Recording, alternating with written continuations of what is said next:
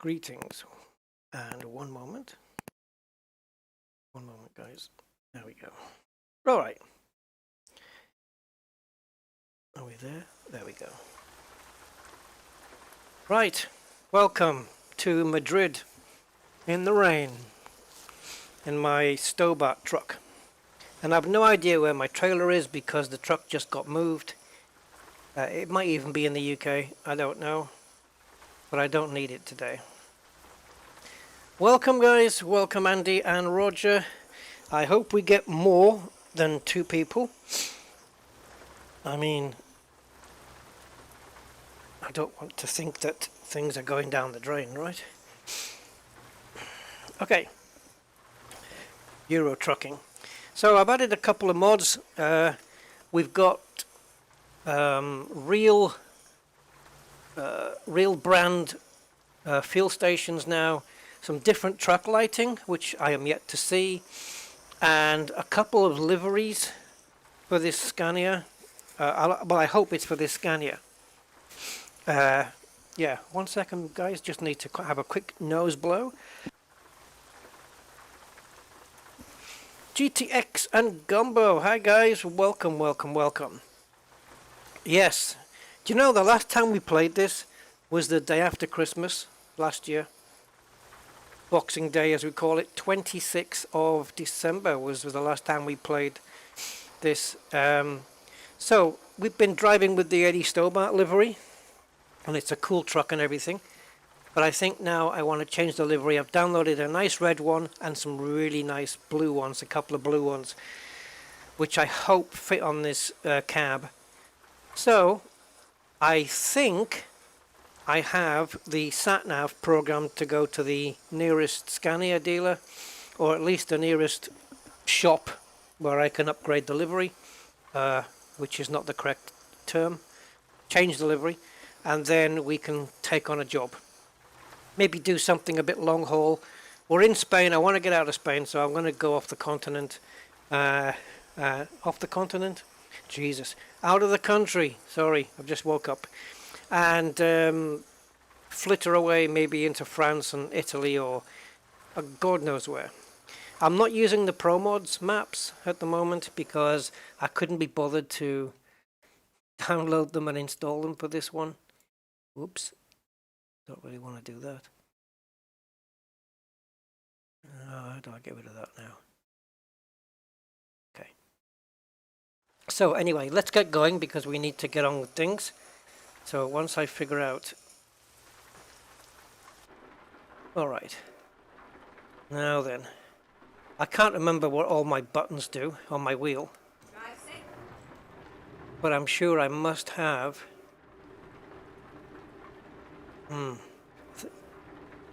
I thought I had a new...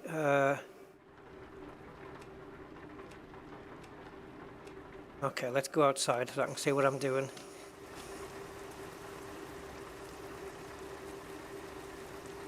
Yeah, that's it, we're good. I was sure I had a new dashboard here with new lights on and whatnot, but I guess not, unless I've got to buy that. Right, so it looks like our first journey doesn't take us too far out, so I think it's F5. Can you not move this around? Oh, I know. I think it's because I'm on right-hand drive. I'm right-hand drive, so it's on the left. Makes sense. Yeah, I'm into the Scanias, so let's make a go of this. Oh, probably got the handbrake on, right? Okay, handbrake. Good. There we go. No, put it into gear. There we go.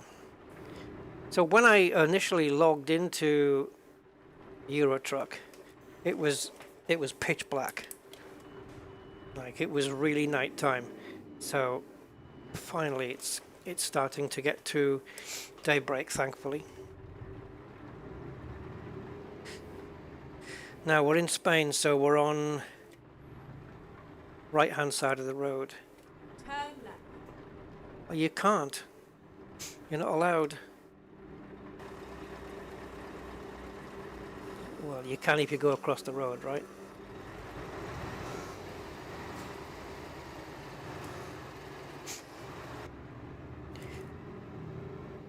Keep left and then turn left. Where's my wipers? There we go.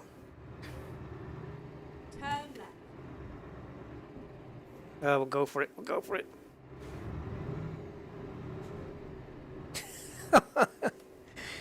I have to get used to this. Has the rain already decided to stop? No, I don't think so. No. Get ready to turn left. Well, you have to tell me beforehand. Here we go. Turn left. I should have put my indicator on. No, it's not here. We need to be... Why have you turned me here? Why did you turn me here? This isn't where we need to be. Oh, sweetheart. This is what happens when women tell you where to go.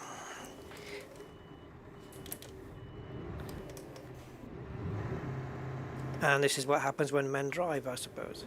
I'm not looking out my right-hand side. Yeah. We'll just keep going, guys, until we get to where we need to be. Get ready to turn left. Okay, so it's a truck dealer here. It's not Scania, but it must be the case that we can still get the bits from here. Oh, you let me go. Thank you. Supposed to flash your lights. Here we are. Safe and sound. Safe and sound? I don't think so. Right. We have to wait till 8 o'clock. What time is it now? We have to wait an hour, guys.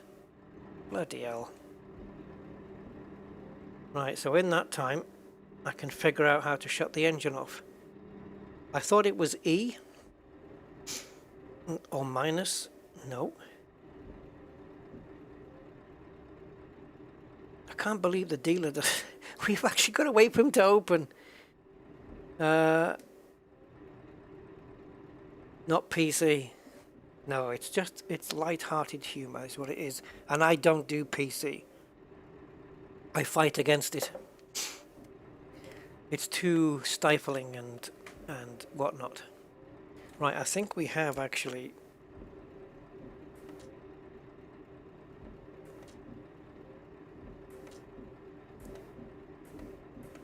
Oh, okay. I've got my button goes the other way. How do I turn the engine off? Let's have a look while we're waiting. Bum. Keys and buttons. Oh, yeah, E.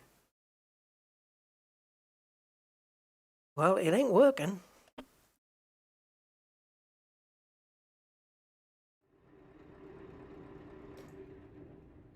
Oh, I had to turn off the electrics as well for some reason. Why can't we just go straight? I've never had to wait before, I'm sure.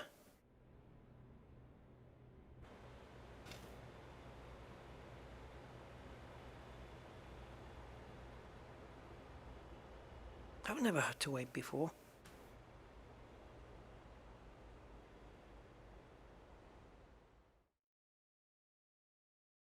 Uh-oh.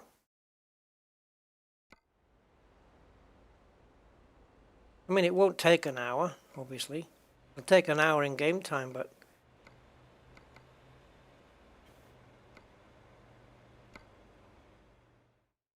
No, I'm actually looking for an option to sort of accelerate time.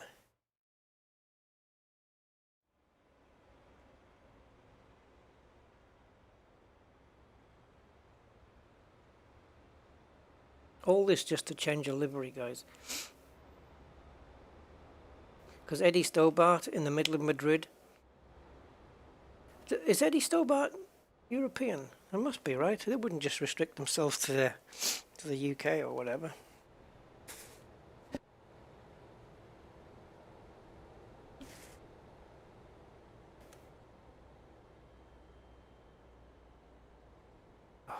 There must be an accelerate time.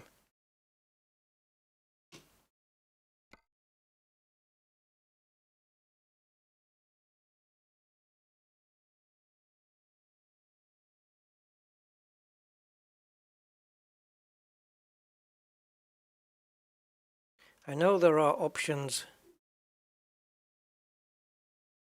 I know there are options here, but I don't think it's the same thing.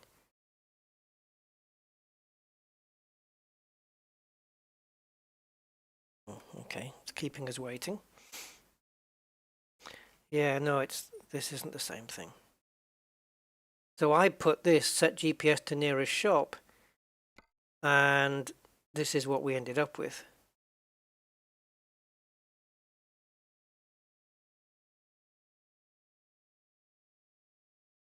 Yeah, it must be. Must be European. I mean, they're a bloody big company, so you would expect that they would go beyond, right? So, okay, so I don't know. There must be a way to do this without.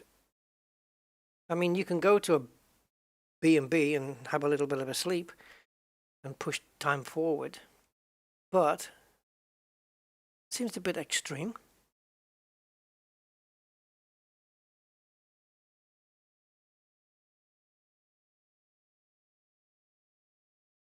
Especially seeing as how game time is passing actually quite slowly. Does it even pass when we're in the menu here? Doesn't look like it is.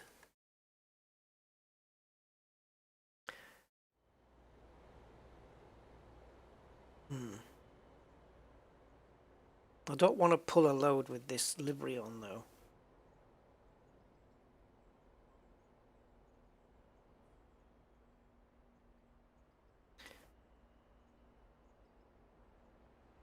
I'm just going to Google this, guys, because it'll be faster.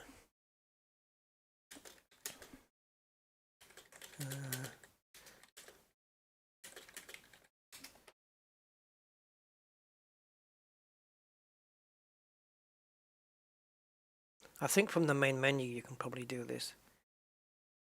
I don't know. I actually don't remember at all. Quick purchase. I wonder if it's that. No. Alright. What if we just drive until 8 o'clock and then go to the nearest one? So if we drive, let's drive up to Toulouse,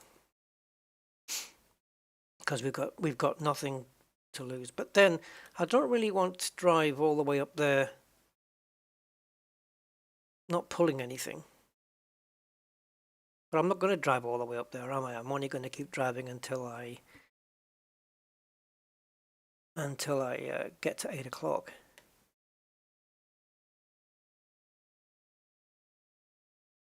I've been here. Well, I've been near there anyway, because I used to live near Madrid.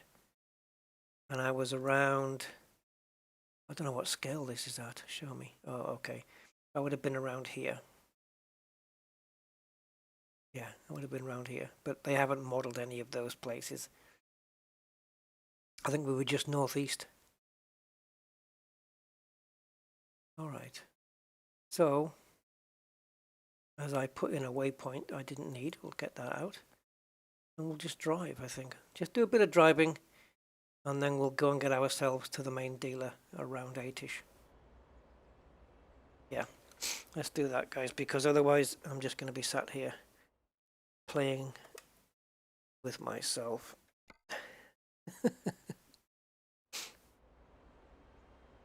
Show me that again. Oh, okay. Right.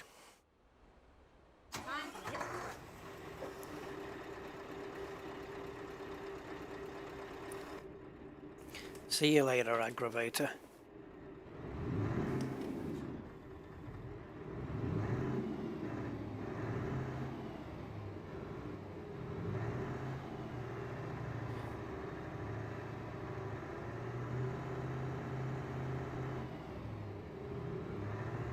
So you're having me turn Turn right.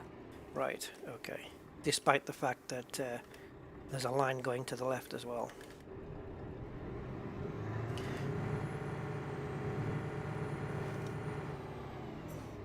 Okay, we're not in auto gears.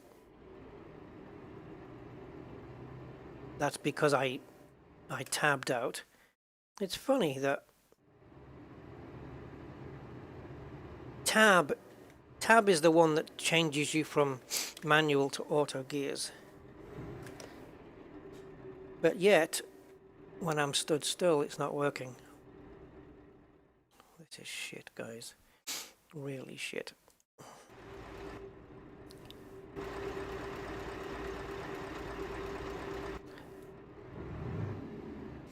Okay, we got it. We got it.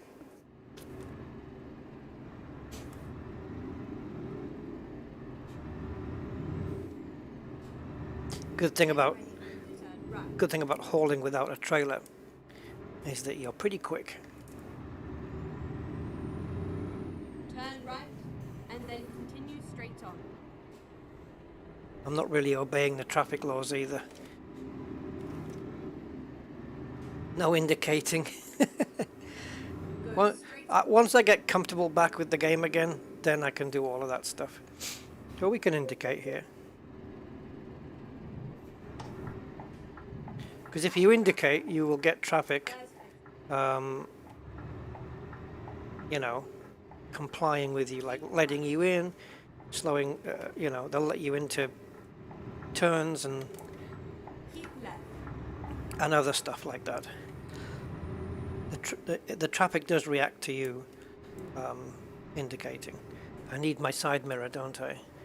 What was it again? It wasn't that one. Is it 3? No. Okay, so 3 puts the sat nav on the screen. 5. Take the second exit. Christ almighty. 5 changes the zoom of that.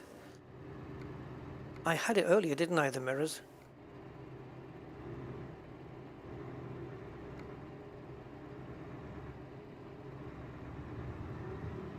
Okay. And now, can I have my sat nav back, please? Thank you. Exit now.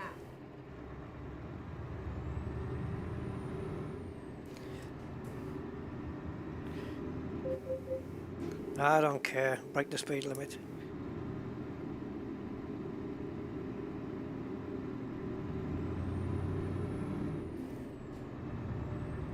So we can haul a bit of ass now. And then exit right. 56 is the limit. For us, anyway. Exit right.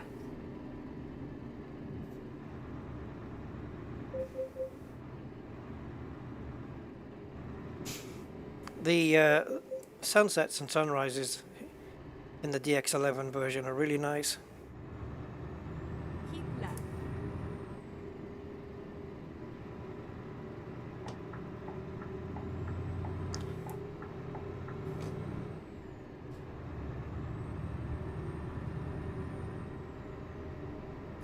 It's gone from a rainy night into a nice morning here on the outskirts of Madrid.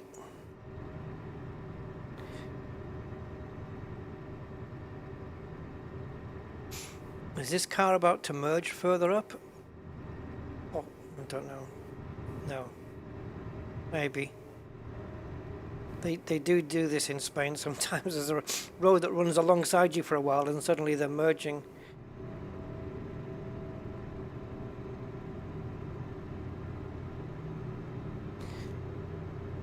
I need to get my my long distance computer monitor glasses. I don't have them with me. They're in the other room. Great.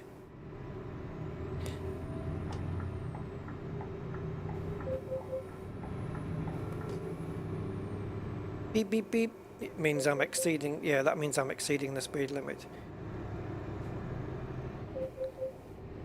I know, I know. Right, that showroom will be open in or the dealership will be open in literally 1 minute. What I don't want it to do is go into the options and say, oh, take me to the nearest, GPS me to the nearest shop, and then it takes me back to that one. No, I definitely don't want that. So we're gonna get it. We're gonna get clear away here. What is coming up here?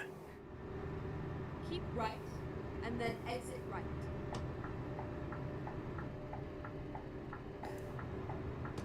Just gonna get my right hand side mirror just into view. Turn right. These roads, man, they're a very good depiction of Spain. Very much. It's very recognizable because just the way the signposts are.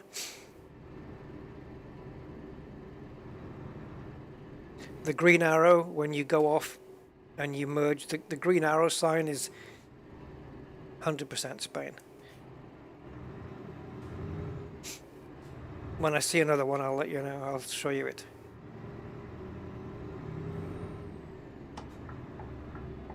See, indicating here, any traffic coming up on the road will move over to the other side, so you can merge.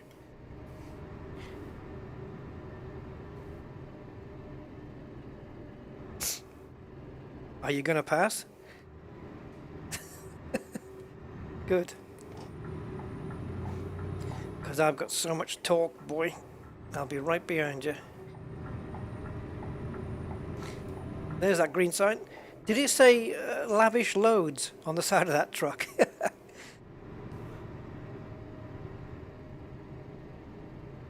Alright, so what we'll do, I think, is if we press escape here and then go to truck upgrades.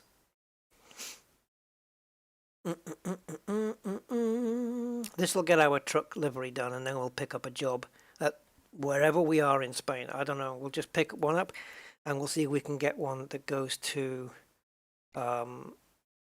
see, we can highlight all of these. Oh, look at the delay. Yeah, we can highlight one that just takes us into a different country. Time to get the job done. 118 miles? Oh my god, we've got a... Yeah, okay. Alright. Now, one of the buttons on my steering wheel is cruise control. And I think it's one of the lower buttons. Oh boy. Let's see if a light comes on the dashboard. No, that's hazard lights. That's the horn. Oh, shoot. Cruise control. No. I'm sure. Oh, wait a minute though. It might not be on my wheel. Let me... What's the limit here? It's 56. Okay, let's get up there.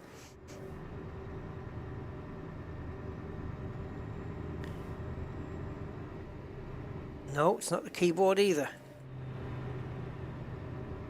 Okay. I guess I'll have to rely on my right foot. Okay, Rogie. Keep right and then exit right. She's having us go back 98 miles? Are you kidding? That'd be easier. No. Exit right. It would be easier just to teleport myself. Recomputing.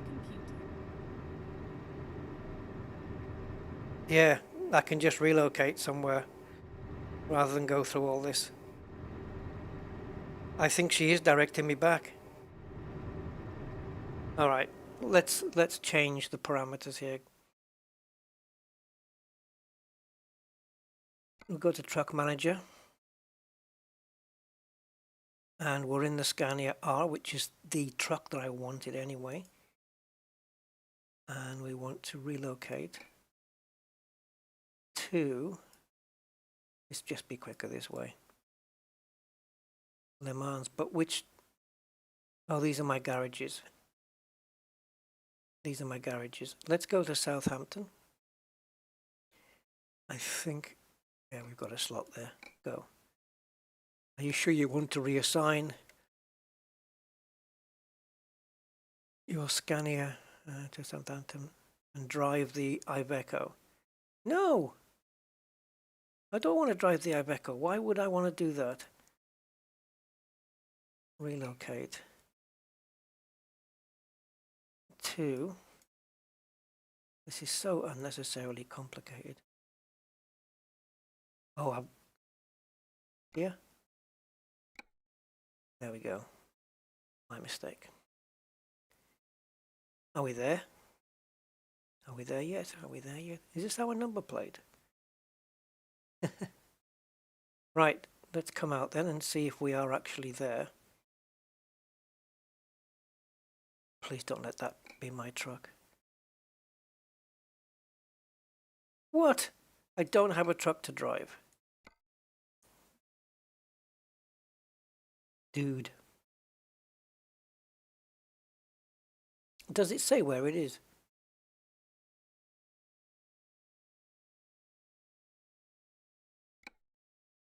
Finding a new route. Yeah, it did. It said Southampton. So we'll pick up a Scania or a truck dealer here, and then we'll deliver onto the continent. That's obviously Spain, isn't it? Arroyo del Ojanco. Ojanco. Arroyo del Ojanco. Never heard of it.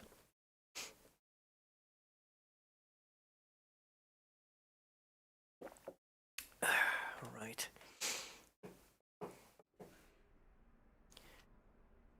All right.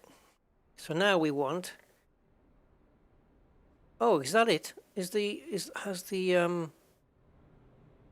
Yeah, the sat-nav has already got us booked in. Let's go. We'll get things going, guys. Don't worry. Yes, I'm going. And I think my Stobart trailer is here. I think it's in this garage. I can't be 100% sure, but as I don't need it, and won't be needing it. So now we're in the UK, so now we're driving. Wait a minute. This is exactly where we were. This is where we were. Fuck. This is what I don't understand about this game. I literally relocated, and it didn't relocate. It's a nasty thing, this. Relocate to. You got room in Belgium? Yeah, this is a spare slot, surely. So, mouse is freaking out here. So, Scania, garage Southampton. Pick the target slot. There. Done.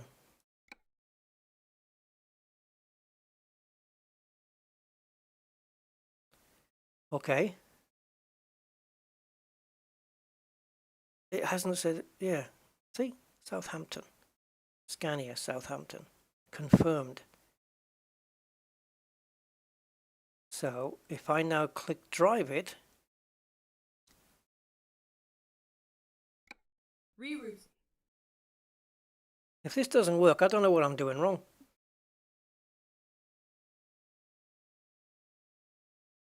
I think I need, when I go back to a game, I need to play it for an hour before I stream it to get everything back.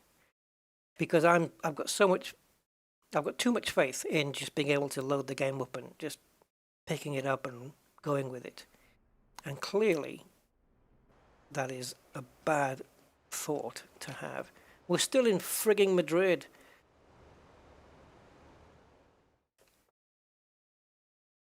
Okay, let's try Garage Manager. So,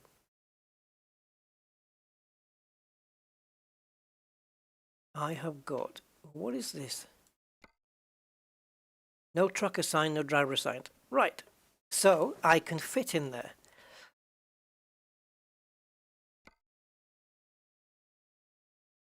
Quick travel destination, Southampton. Okay, this sounds... Okay, let's find a new route. Yes, let's do that. Hey, Digital Aspects, welcome to the stream and hello. Nice to see you. Let's see if we can... Okay. Find a new route. Right, let's just check where we are. Aha, so relocate was the issue. Fine. We definitely need to reset the nav. So, all right. Now we're cooking. Now we're cooking. So now we go to truck upgrades because it's what we want to do. And we wait. Another sip of ginger tea. It is, Andy. Yes, I think I mentioned that on my Discord a few days ago that it was going to be free. Yes, Car Mechanic Sim 2018 free on the Epic right now. Yeah, I've done quite a lot of streams with that. It's great to get it for free. That would be brilliant. Okay, so I know there's a Car Mechanic 2021, but still, you know, there's so much going on in 2018 version because so many mods, more mods than the 2021 version has. Let's do this.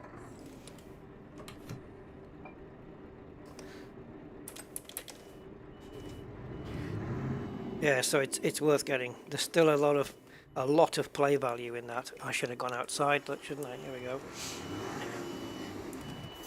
Love the sound of these big hulking engines.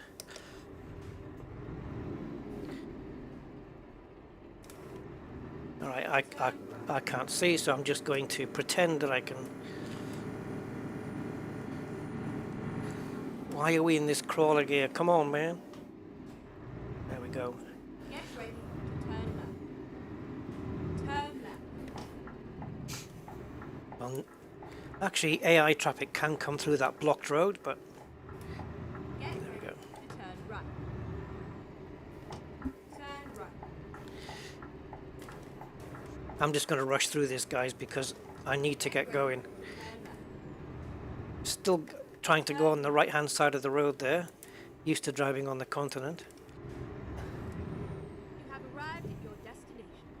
Your route guidance is now finished. Okay, good for you.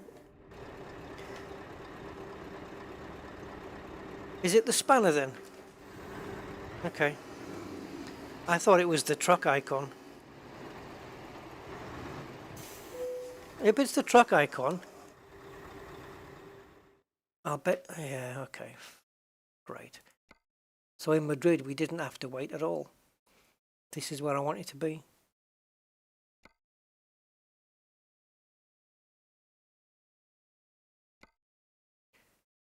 Now then. Now the dark diamond is here. That's good. Does it not show it? Dark diamond, okay. But what I want, there's a blue one. Oh, it's not going to show up, right? Is it this? No. Oh, it's a really nice paint job. It's not streamlined. These are just bare colors. Oh, maybe one of these. Yes, that's the one, I think. Yeah, we're going to run with this one. All right, let's pick up a job. So we do it from here, and we go to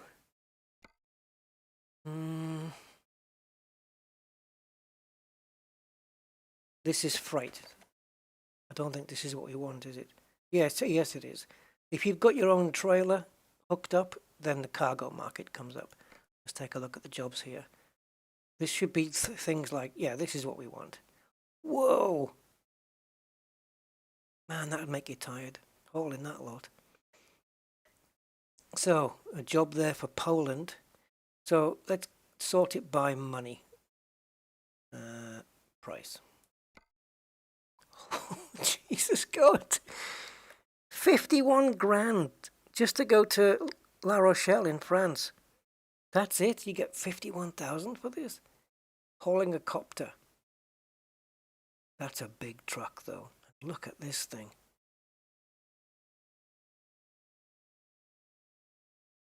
Bloody hell.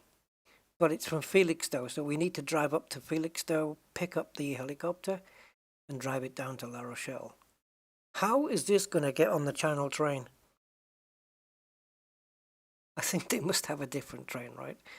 It won't fit on the one that the car's going. That's some decent money. See, this one doesn't have origin. All right, so it's Italy to Austria, which, what a fantastic journey that is. But we'd have to drive to Italy first, and that would not be good. But at least this one's in the UK. These are all not. Let's do this big one then. Let's go big. So the GPS should be now set to Felixstowe to pick up the load. All right. Gonna go around the M25 by the looks of it. Right, let's go pick up a helicopter. Wouldn't it just be quicker to just fly the helicopter there? Let's go. Practical. Oh, I thought the parking... I didn't leave the parking brake on. Sometimes I don't leave the parking brake on because... and then I don't have to remember to take it off again.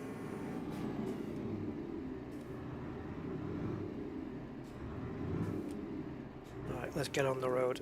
Turn left. Turn left.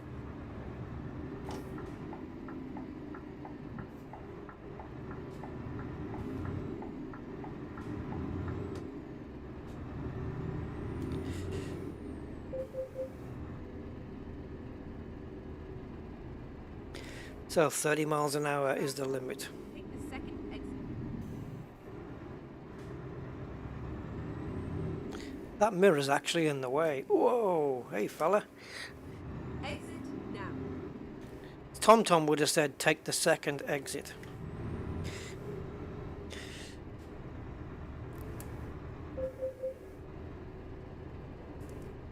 Really, 30 miles an hour. Oh, bollocks. Right now, typical, isn't it? You get a speeding offence seconds before you cross into the faster limit zone.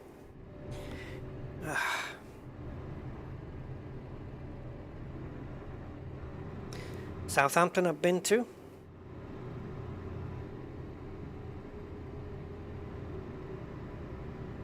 Oh, well, yes, near it. No, yes, I have been. Yeah, no, I have been to it. Twice, yes. Keep left and then turn I left. got my car MOT'd there by a friend of mine. Turn left.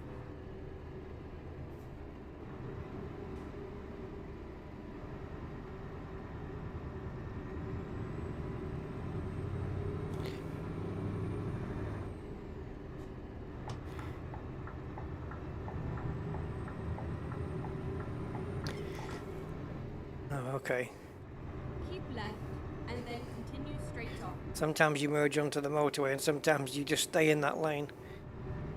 Go straight on.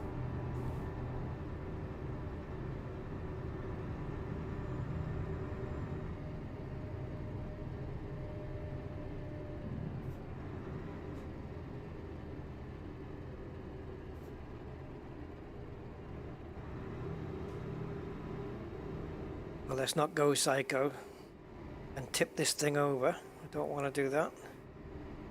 We can save that for when we get the helicopter. So, let's see. How many bangs and scrapes do you think we'll get with the helicopter attached, guys, before I get to my destination? I'm going to say 8. I think I'm going to bang the trailer at least 8 times. So much faith in myself. Oh, look at all the sunflowers. Wow.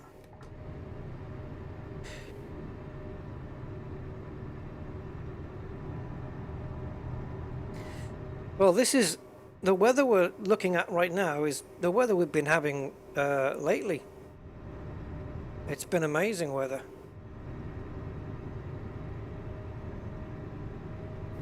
Roadworks. I need my cruise control, guys, but I don't know what the button is. There's a button to enable cruise control. There's another one to change the speed of the cruise control.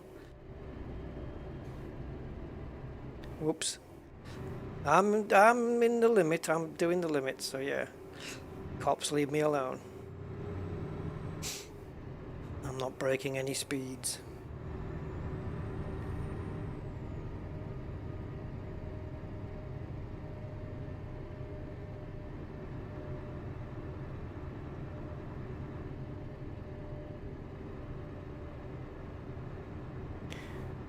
I wonder if we should one day do a speed run from,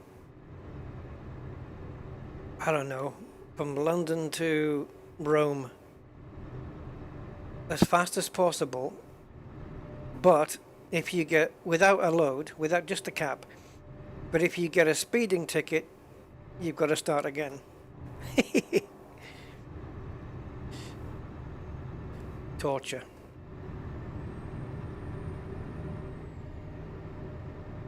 So you might want to risk going over the limit,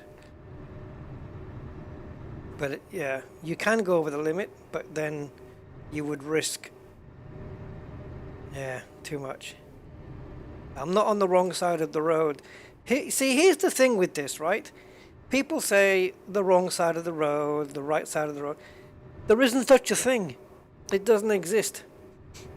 Because I'm on the right side of the road, the correct side of the road for this country. My steering wheel is on the correct side of the road for this country. Compared to other countries, I'm on a different side of the road. If it was wrong, the cops would be on my ass saying, "You're driving the wrong way down the road, boy." And I'd say, how come an American cop is in the UK? There is no wrong side, Hans.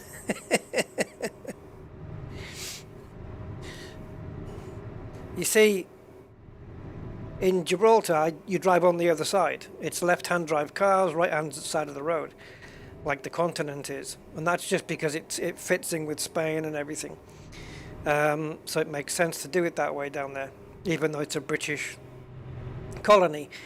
But yeah, UK has it on this side. I don't know why. New Zealand is the same, I think. I think New Zealand drives on this side. But yeah, it's just a decision that was made per country, whatever. And therefore, if somebody makes a different decision, who's to say that their decision is right or wrong compared to the other person's? McLaren would say different. Why? Because they've got a steering wheel in the middle. They still have to drive on the left side of the road, though. Oh, we need to shave some speed off. Yeah, with the McLaren, you can drive anywhere, and it feels the same. Except depending on what side. So here we're on the M25, so this is just going around London, I guess. I've driven the M25 a few times in my life. Not the biggest fan in the world. In fact, I think I just overtook myself. Is that my car just gone past me?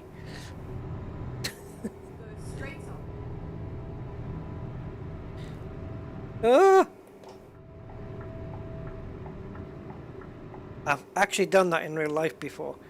Made a last minute turn, but there was no grass, it was just a painted line, like a grid. Yeah, but I'm not realizing. Sat-nav tells me it's you know, Sat-nav tells me to turn off at the last moment. What should be an in-game option, Hans? Because you can buy trucks. When I buy this truck, I can buy it with the wheel on either side. So, for example, if I have a UK-based truck, but I decide to do most of my deliveries in Europe, then I would certainly buy a left-hand drive truck. How am I doing on fuel? I'm good. Avia? Okay. Yeah, I would certainly buy a left-hand drive truck in the UK, so that because I would be spending more time on the continent. 8 lanes on the M25, is there? Keep right, and then continue. I don't know. All I know is that the M25 is the one that goes around the outskirts of London. Go straight on.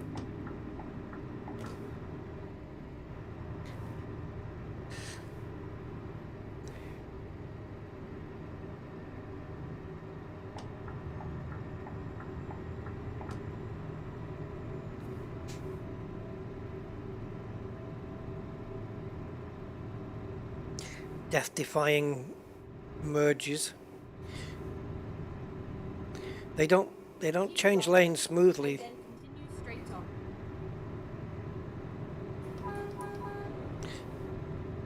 Go straight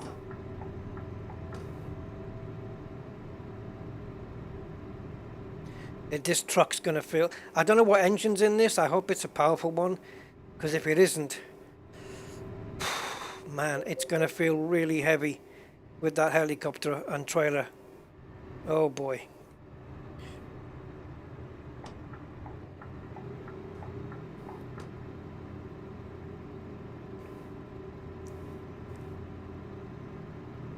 Keep right, and then continue straight on. Go straight on.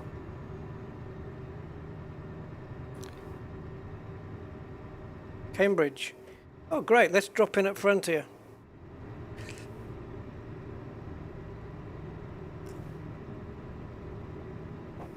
Cambridge is like 2 hours from me.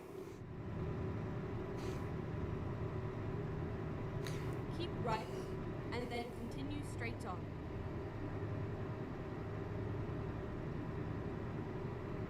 Go straight on.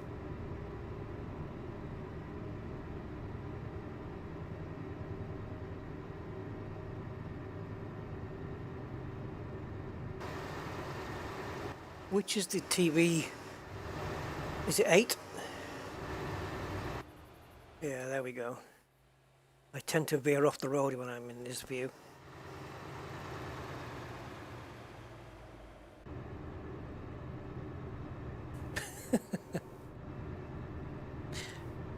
Keep left, and then continue straight on. Right, on to Felixstowe. No, you don't have any contact issues, Hans. I got your message. I think I replied to it. Pretty sure I did. Yeah. No, it's fine. We'll get it all sorted once we've got. I think there's another couple of people after T-shirts. But once I've got a few people, I'll place an order for a batch of them. But I'm gonna need to know what, if you want anything other than your commander name on the T-shirt, you're going to have to let me know, because by default your commander name will go on it, and for that I'm going to need to know your commander name. You can decide not to have the commander name on it, or you can, I don't know, I guess they'll put something else on, like Rusty's the best. Okay, where are we going now? Okay. These petrol stations, I don't know. I don't recognize them. Right, and then continue straight on. Go straight on. Should we race that yellow car? He seems to be in a bit of a hurry. Oh, listen to that truck picking up now.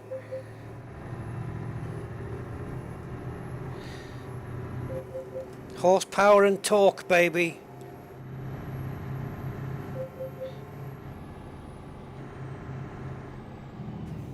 Ooh! Okay, I braked too hard. Okay, let's find a new route.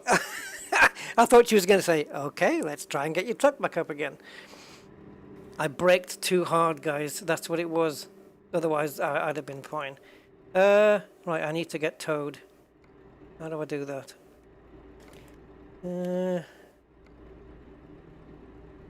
Oh, here we go. Enter. So tow to service. I wonder if we can get fuel there as well. Oh, that's expensive. Okay. That's 3 hours. Okay. Don't you dare put me in Madrid. Where's that bridge? Romania. A new route. Romania. Where are we? Where have we ended up? Oh, are we in Felixstowe? What? You told me to where I'm supposed to be? No. Seriously? Is there a trailer with a helicopter here then? Can't be.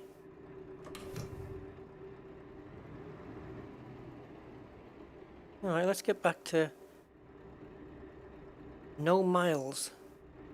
I think it's put me right where I'm supposed to be. Alright. Fair enough. Turn left. So now I know. Don't whack the brakes on full power. Especially with no trailer on the back, because there's no weight on the back end, so it just flipped forward and sideways and stuff. Come on, guys. The hell's this?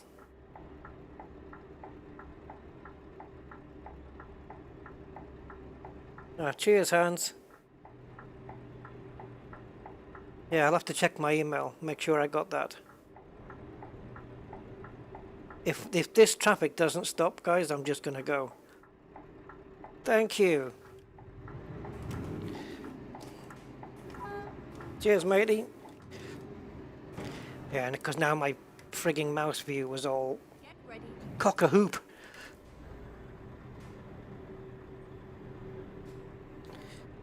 It still is.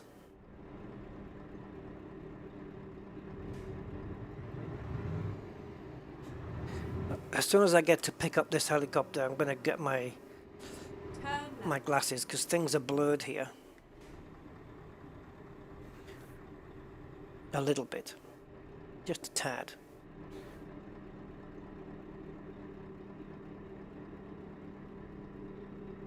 And hey, not so much of the old. Hey, Score, why exits are not marked with a different colour? Yeah, on the sat-nav. You can change the colours of the sat-nav, I believe. I've just got the default settings. Ooh. And I think you can even get a TomTom. You can even get a TomTom upgradey thing. And then turn right. Turn right.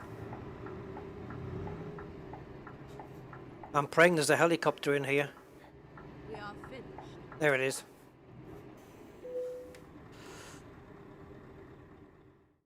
Oh, actually, do I need to do this again? No, because yeah, this one, take job. Okay, here we go. she's enthusiastic, isn't she? Okay, here we go.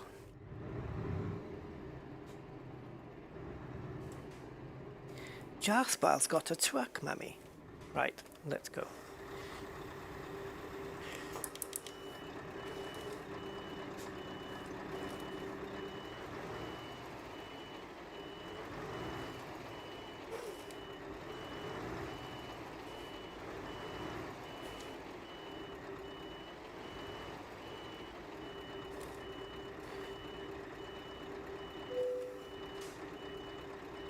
Ready to go. Alright, bear with me a second.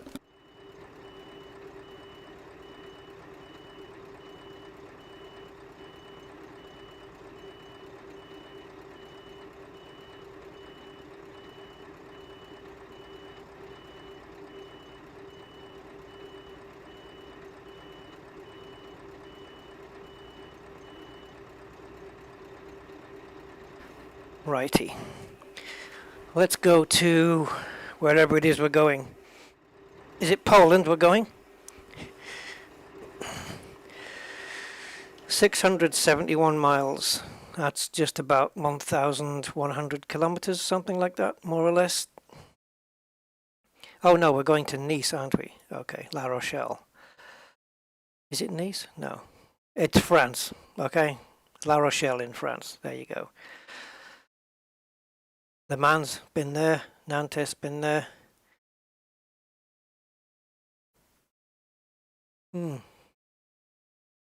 Right.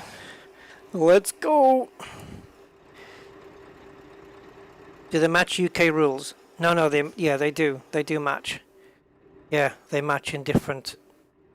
If you're in Germany or France or Spain, they all comply to what you would expect to find in that country. Just need to clean my lenses, guys.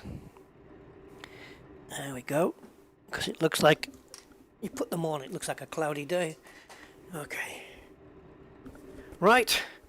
Let's do this thing. I won't be able to go so fast now. This thing's gonna feel like heavy. What is that? 1.1 million? Oh, that's my... Okay, that's how much money I've got. I was thinking, is that what the load is worth? Right. It probably is, actually. How much is it? How much is a helicopter, anyway?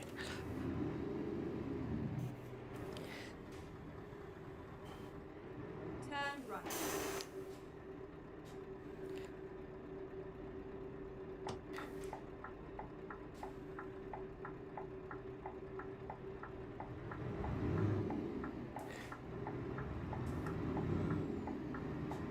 So yeah, we're going to have to switch to the right side of the road once we get across into France, obviously.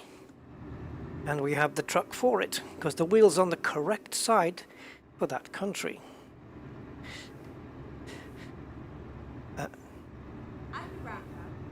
You could argue that the steering wheel's on the wrong side for this country. You could argue that. Exit now. Let's see what we're hauling here, guys, because this looks like a big thing.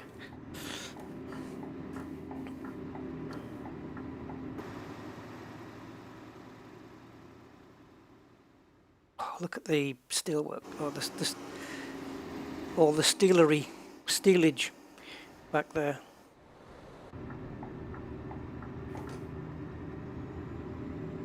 The cranes. So like a dockyard, possibly? I don't know. Oh man, I put my foot down and not much is happening. Take the second exit. There you go, take the second exit, just like TomTom. We have to be careful how we execute this, but Now.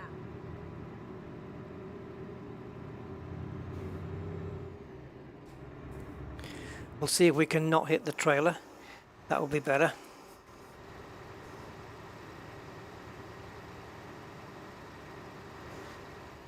I know I'm going to hit that wall.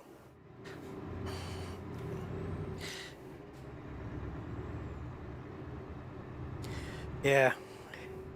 Fair bit of weight that we're pulling here for sure.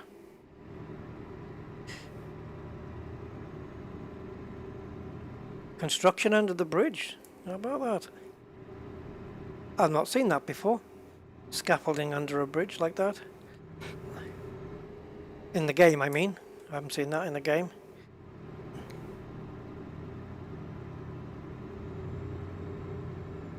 I think my camera just needs to be adjusted a little bit. There we go. Because all the modern trucks now, they don't have the mirrors anymore. It's just a camera that they have, and then the quote mirrors are on your A-pillar as TV screens, like little TV monitor screens, which is good in terms of, well, you will save a little bit of fuel, but it won't be anything that you'd notice. Yeah, a little bit better aero.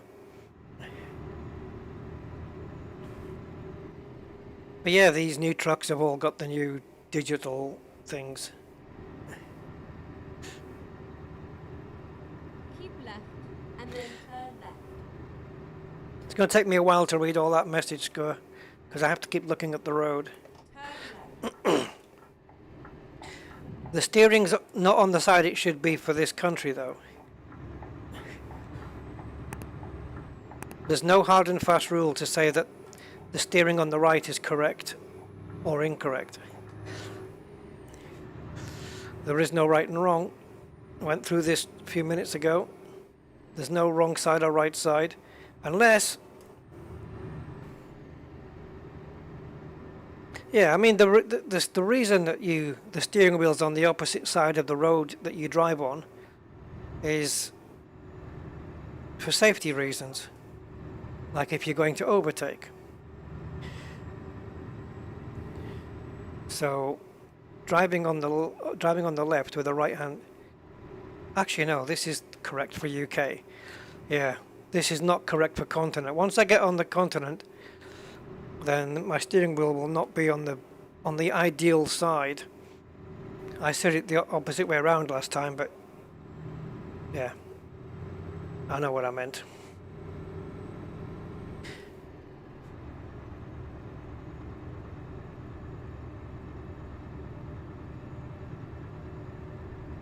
I can drive both.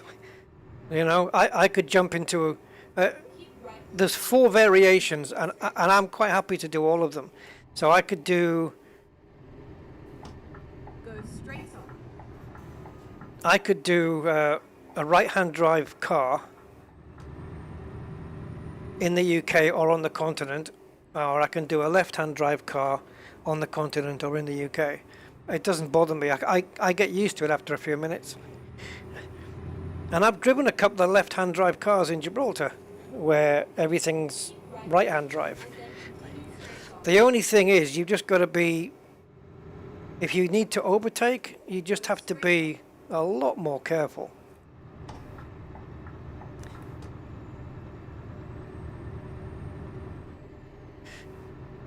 But, like, for example,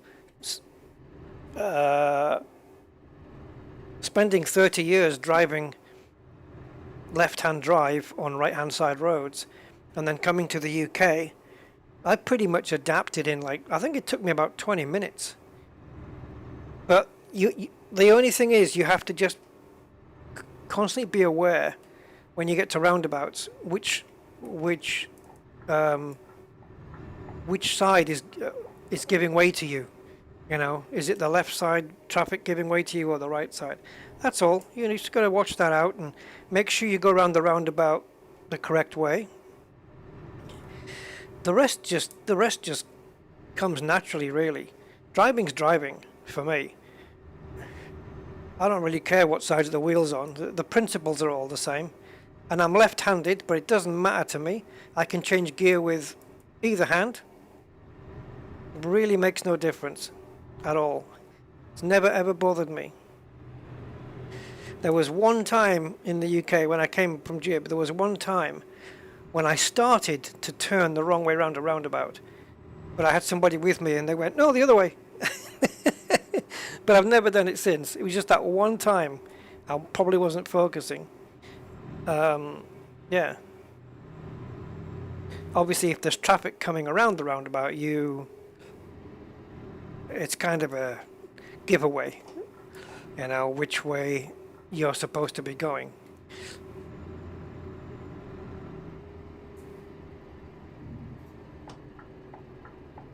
Let's pull in and fill up, guys, because now which side's the fuel cap on? Oh yeah, bring a helicopter into a tiny 2-bit fuel station. That's a great idea, Rusty, instead of picking one of the big ones. Can we get this in here? Yes, we can. I wonder whether we would have got those big tires through here. It would have been a squeeze. All right.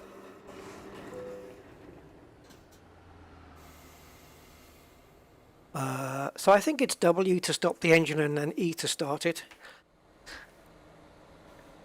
It can cost around, to fill up one of these trucks, man, you can be looking at like over £1,000 for a full fill up. I know it says 450 there, but that's not real. Thankfully.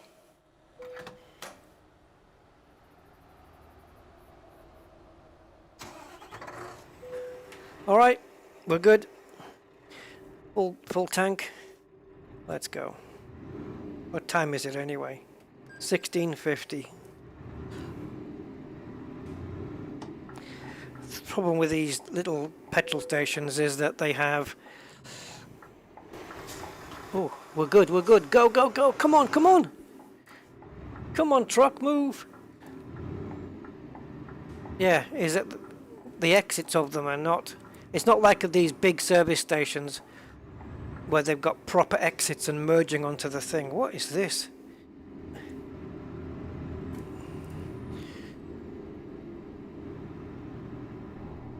That's the side view. Wow. Not much to see out there. Alright. I'm guessing we may have enough fuel to get all the way. Hope so.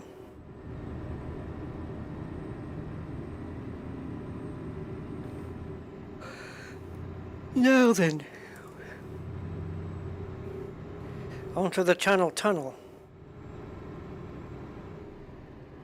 Keep left and then continue Channel, straight. the Euro tunnel or channel train is really cool. Go straight on. If you go on by car, you just drive on. You literally drive onto the train yourself. You stay inside for 20 minutes, and when you get out, you're in France. It's brilliant.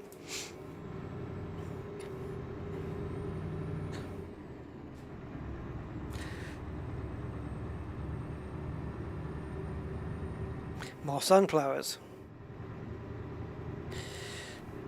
Don't think I've ever seen sunflowers on the M25, but we'll let it go. Let's get our foot down a little bit.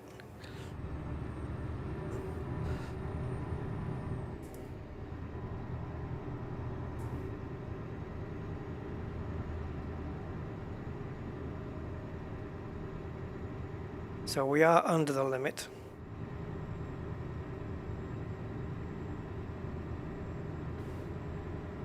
Once we get to the Channel Tunnel, I'm going to check what my keys are for cruise control.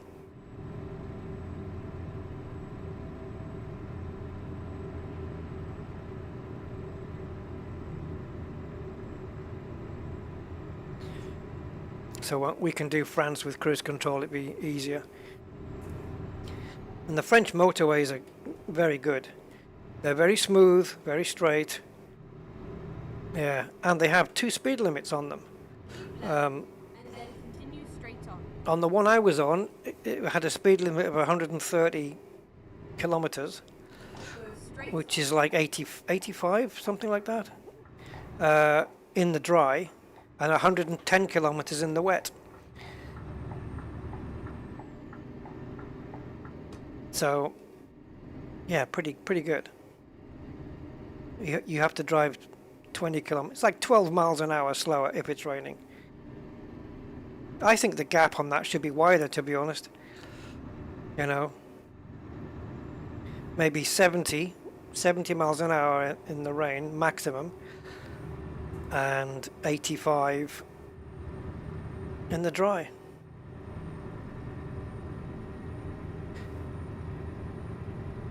I don't know, maybe they've got it right.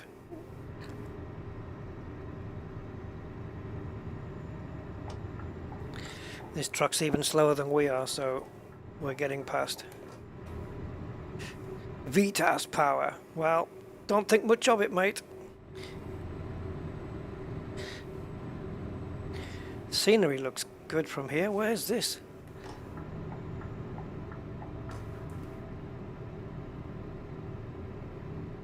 Let's just pause. Can we? Oh, great. You can't change views under pause.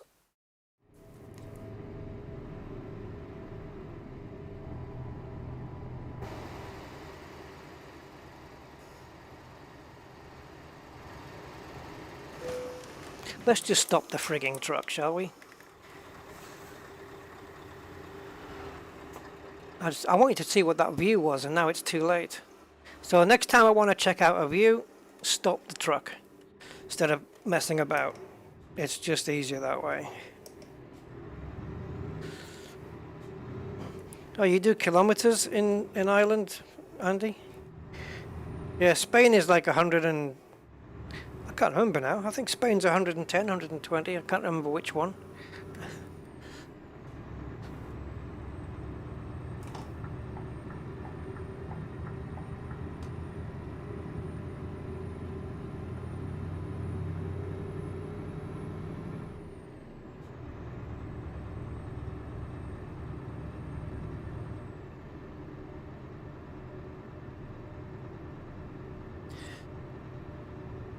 Now, how do I take that mirror off? If I try, I'm going to press the wrong button for sure. We'll go through it when we get to the channel.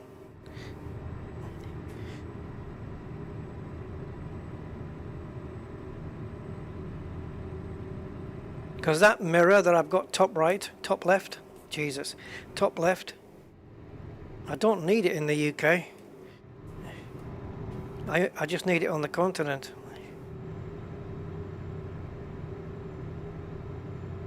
Got some nice scenery going on.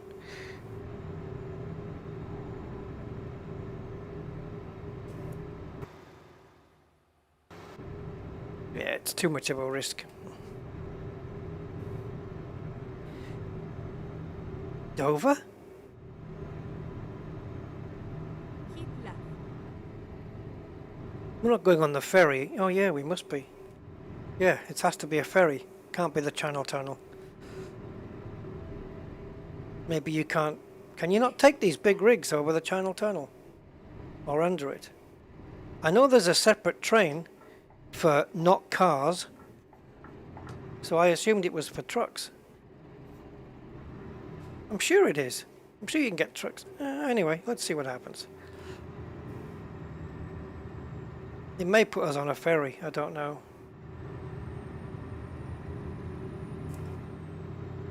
Turn left.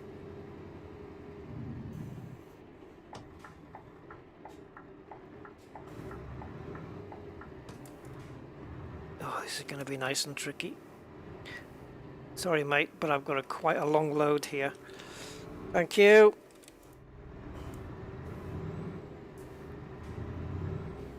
Let's see what we're doing. No, that looks... Oh, actually, it isn't. It's a ferry. Channel Tunnel comes out at Calais. So, yeah, this is ferry. We're going on the old Brian.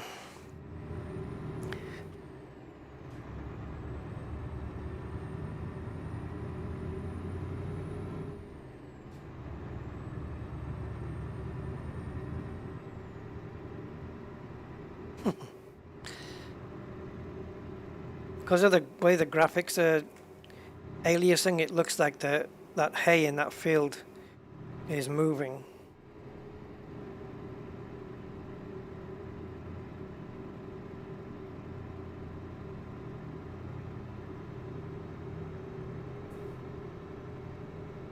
F2.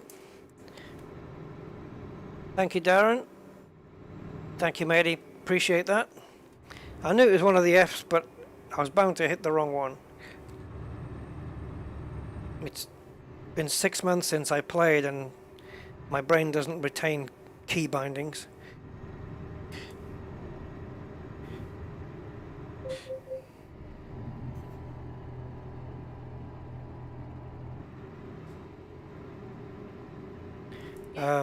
Ashford is the last train stop. Oh. The last... Oh, okay. Turn right. Oh, I didn't mean to break that much. Is that the White Cliffs? Yeah, White Cliffs of Dover, guys. I'm looking over the White Cliffs of Dover. There you go. That is the first time I've seen the White Cliffs of Dover in this game. All we need now is a Spitfire flying overhead.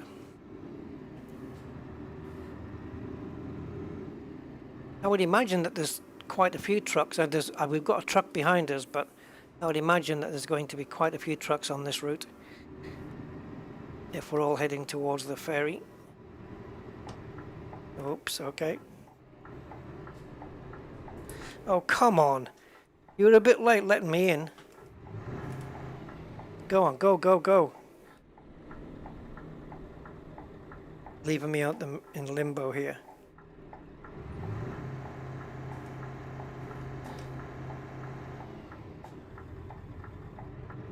Sorry, you're gonna have to wait.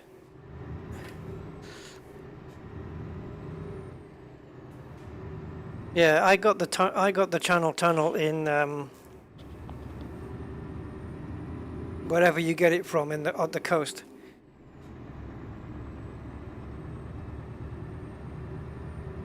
I can't remember now. I think it also begins with an F, doesn't it? Where do you get the channel tunnel in the UK? If you go all the way down south to the coast. This is how much my brain has gone.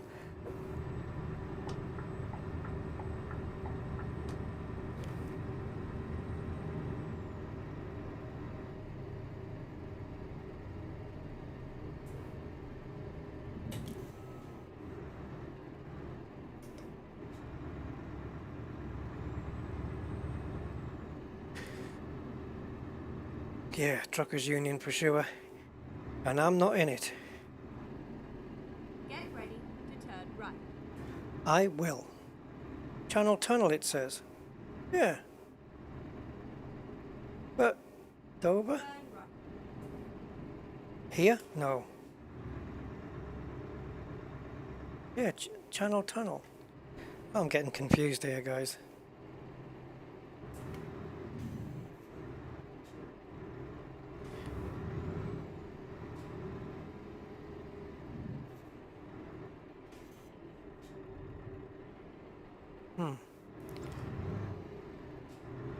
I mean, the way the lanes are set out on the sat-nav there, that is what the channel tunnel looks like.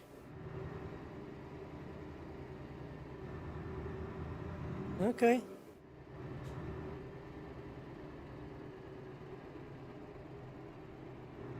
Yep. This is very, very reminiscent. Yeah, Calais. This is the channel tunnel then, not a ferry. Oh, well. Yes. This is where I had to drive down here, and then I got onto a train on my left-hand side. Now, is it telling me to go right? I don't think so. No. I got my spot there. Obviously, when you drive a car onto the train, it's not like this, where it's all open. They're closed carriages like you would expect, like if it was passengers. Where with the trucks, they're all open like this.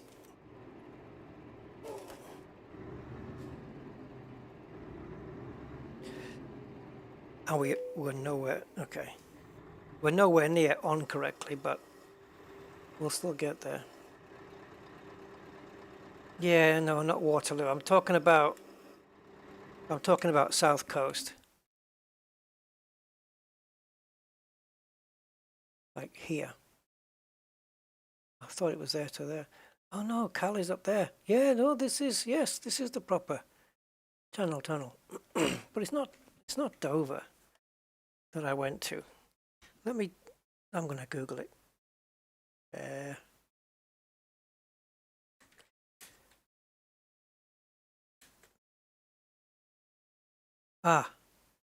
Yeah, Folkestone. That's it, Folkestone. I said it began with an F, didn't I? Folkestone. That's where I got it from. So Folkestone to yeah, near Calais. So I could spend time getting this trailer on, but there's not much point. Oh, it's actually written there, look. Yes. 253. I think it cost me £95 with the car. Fully loaded and 2 people. Not that they don't charge you extra for that. It's just 95 quid for the car and that's it. And it's like 20 minutes.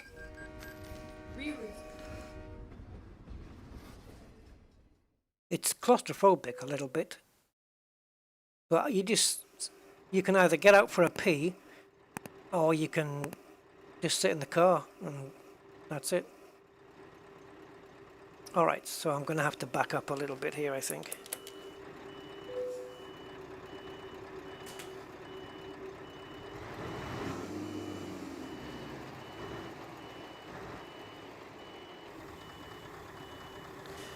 Okay, so now we've got the steering wheel on not the right side,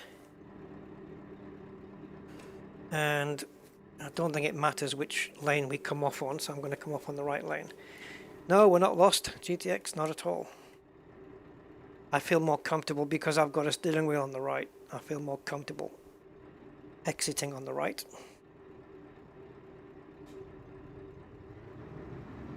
So let's give it a nice good steering angle, get as close as we dare to the curb, and then just stick to that curb and hug onto it. Yeah, we're good. Okay, now we need that mirror. There we go. Nice. Alright, let's go down to La Rochelle.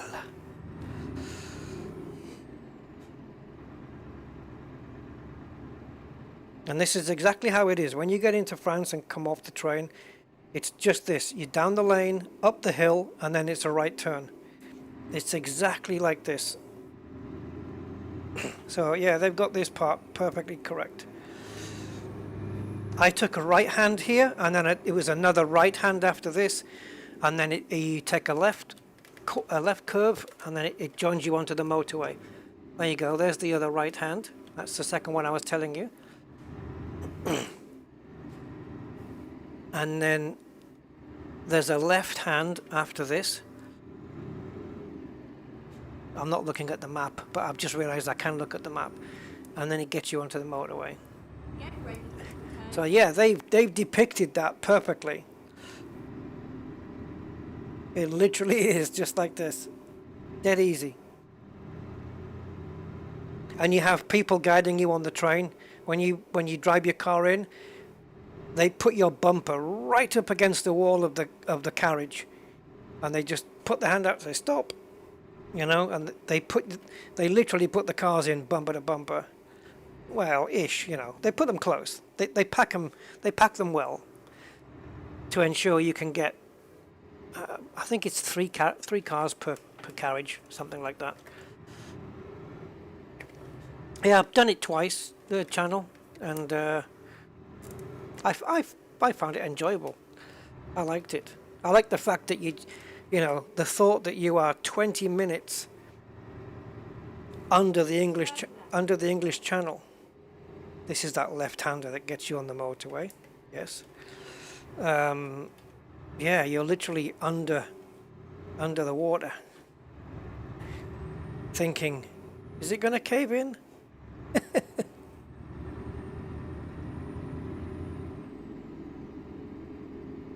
But you have to put that, any thoughts like that, is the tunnel going to collapse? If you ever get those kind of thoughts, it's so easy to just put it into perspective. Come on. By just realizing how long the tunnel's been there without collapsing, and the chance of it collapsing within the 20 minutes that you're in it. Now I had to turn right on. Did I turn right onto the motorway? It must have been. No, it must have been the same way, because I'm going the same way as I would have gone. Yeah, and that's it. We're back. Except now we're in France. I might need to switch this Scania for a... Once we deliver this load, I think from here what I'd like to do, not all on this stream, but from here on, I think I'd like to have this vehicle converted to a left-hand drive and then just keep doing jobs on the continent. Oh, there's the French police, the gendarmerie. I don't think in the whole 10.5 hours that I was driving in France before I hit the Spanish border, I didn't see one police car. on the motorway. The traffic was actually quite light. It was very light on the, on the French motorways. Oops. And super smooth. The French, I loved the French motorways. I thought they were great.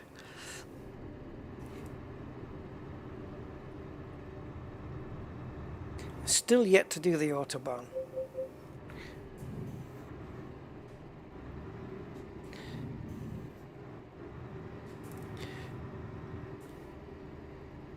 And to drive down to Gibraltar, it was £300 in tolls.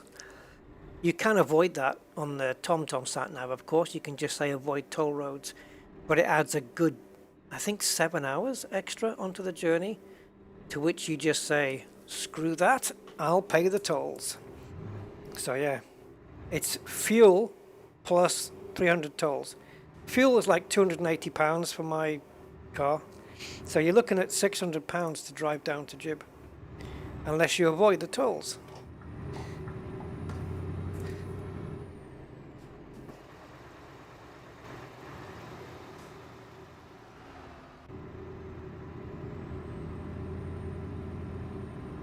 Just looking in my rearview mirror there on the left, all those lights, looks kind of cool.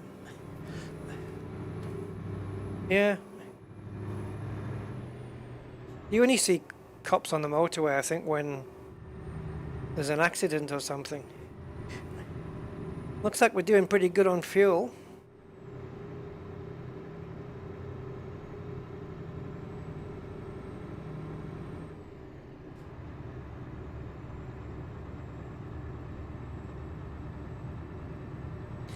Hey, Freaky. Your adopted country. One of these, now I've got the lights on. I think one of these buttons gives me high beam. And that would be that one. Okay. So isn't cruise control? No. I didn't check, did I, cruise control? Let's do it. Okay, so we go into options. Now, what the hell did I assign to cruise? Dude, here we go. It is C. I was pressing that. And then we have, you've got cruise control resume, which for me, I can just press C again. So I don't know why that's on. Oh, I know the difference. Okay, so if you press C again to re-enable cruise control, it will re-enable it at the speed you're doing at the time. Where if you do cruise control resume, it'll resume at the speed you set the first time you did it. So, do I have anything set to V, and will it tell me? Yeah, it did. Lost. See, it just tells you lost function. Cheers, thanks. Differential lock. So now, I've got to find differential lock, which is there, and reassign it. It should say, this key's already been assigned, blah, blah, blah, blah. I wonder, are we allowed to do... No, Shift C doesn't work. So you can't send qualifier keys here either. So there's no like Control C or Shift C, Alt C, none of that stuff. Okay then, so let's say if I want to do a speed increase, I can use that. Okay, so that's the indicators on the keyboard. I don't need those, I've got those assigned to the wheel. And resume can be the hash key. Let's see what that is. Okay, so C for cruise control, and then it's hash to resume. And this used to be called, this symbol used to be called number. It was number, wasn't it? And now it's suddenly hash, thanks to hashtags. All right, so we got cruise control. Yeah, that's it. Everything good now. And F2 for the mirrors.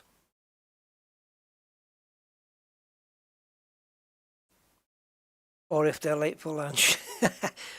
Very true. Very true. All right, so our speed limit is 56. We are doing 54. That sounds reasonable. So let's bang in cruise control. Oh, it took a second for the light to come on the dash. That's what it was.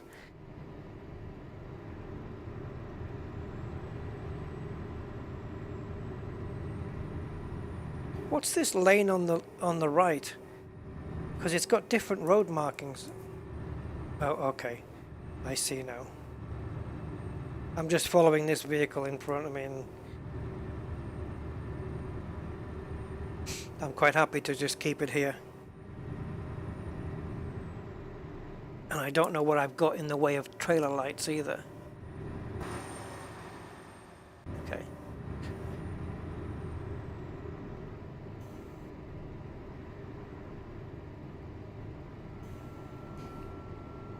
I love how with cruise control it's well, it's kind of maintaining it, isn't it? It's not letting it go over on the downhill. But I'm catching this guy up. I'm not touching the pedals, I'm just leaving it in cruise. Oh no, it's not in cruise anymore. Did I press something? No, it is in cruise. My steering wheel spoke is blocking the symbol. That's why I didn't think it engaged last time.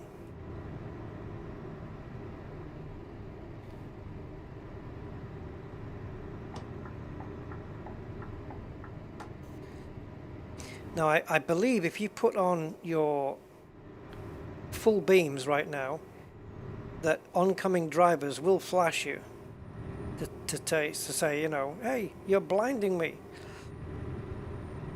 I think they will actually do that.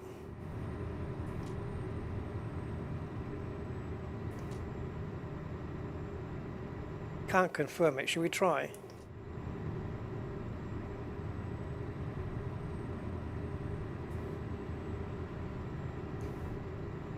Another gendarmerie. Gendarme. Inspector Cliseur of the Sûreté.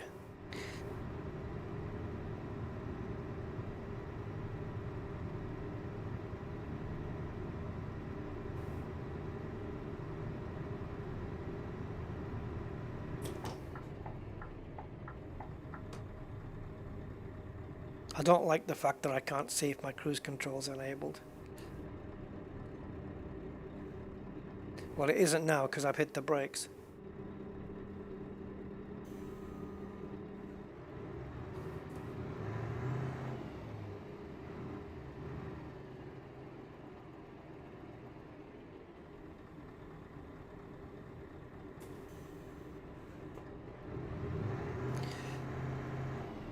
Why am I in neutral? I didn't neutral the gears. Or maybe I did. I don't know.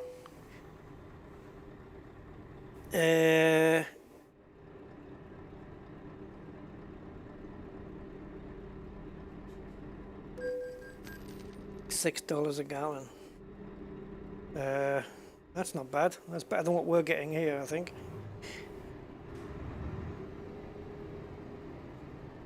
Got a birthday coming up soon, guys. Not mine.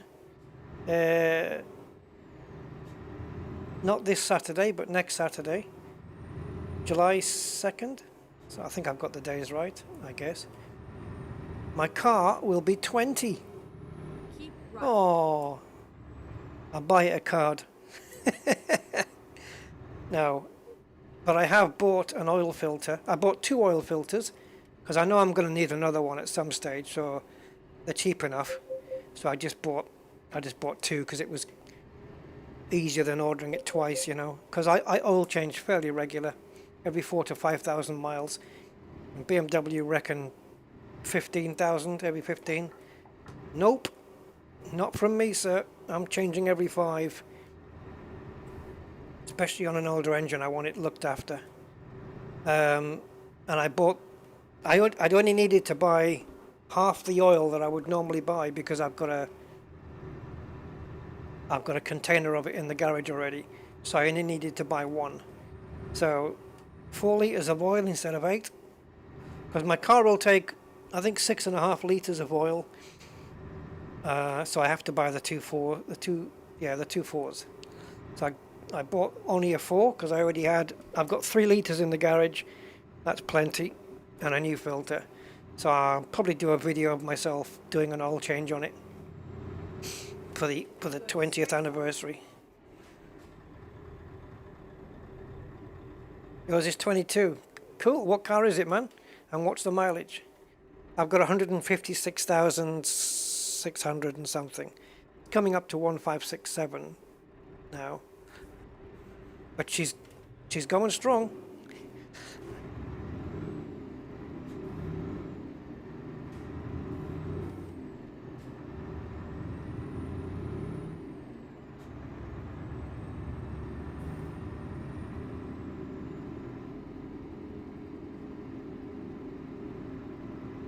Yeah, it's like £70 to buy the oil for my car for a change, and that's not counting the oil filter. Oil filter is I've got a K&N oil filter in at the moment, I believe. That's coming out and not going to get replaced. I'm going to put the proper one in, the German one, MAN, MANN. That's the oil filter that you're supposed to use. So I'm going to be using that one. I ordered 2 of them. They're like £8 each, and they bring the rubber seal for the oil cap, the oil filter cap, which is on top of the engine. You don't have, there's no oil, the oil filter's on top of the engine, not underneath, which is good. Right. And then turn right. And they give you a new crush washer for the oil drain bolt.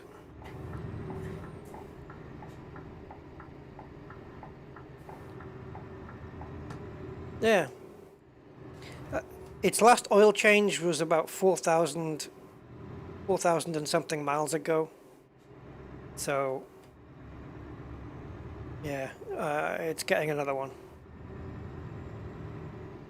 You can never change it too often, you know. If you could put fresh oil in every day, I'm sure the car would love you. Go straight on. I can't even see straight on. Oh yeah, there it is. Yeah, the car would love you. If I had the M3, I'd be doing it every 3,000. At the roundabout, take the second exit. Car likes new oil. All the fresh dinosaur vitamins. Exit now.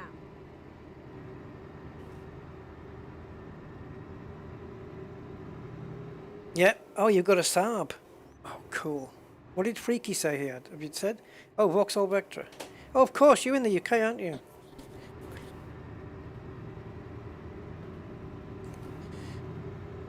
We should meet up, Freaky, at some point. What is that orange dot?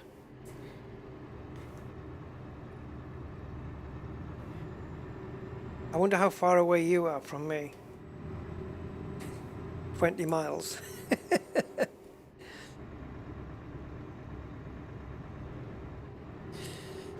You see, Andy's picked a good car.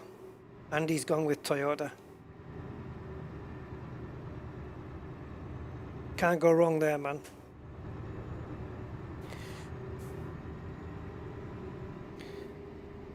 $484,000 miles, or kilometers. So yeah, it's about what, 300,000 miles, 300 and something thousand. Yeah.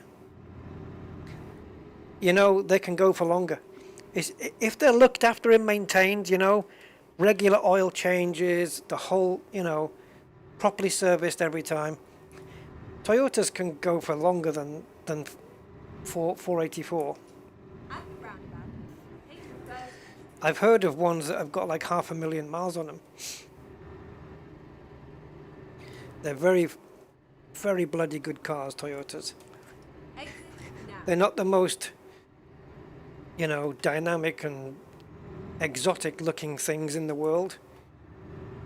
But if you want to avoid being in the garage regularly, get a Toyota or a Honda and you'll be good to go. Oh, not kilometers? Seriously, Andy? Oh, 484. Oh, K is per thousand. Gotcha. Wow, man, that is incredible. What a shame it didn't make the 500,000. It just goes to show, though. Was it having regular oil? That really does help. It's help the life, you know.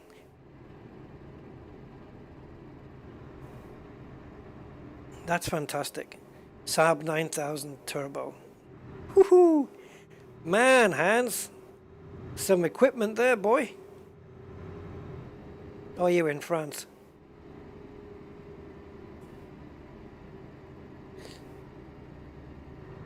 I like how on my logbook, the BMW is classed as a limousine.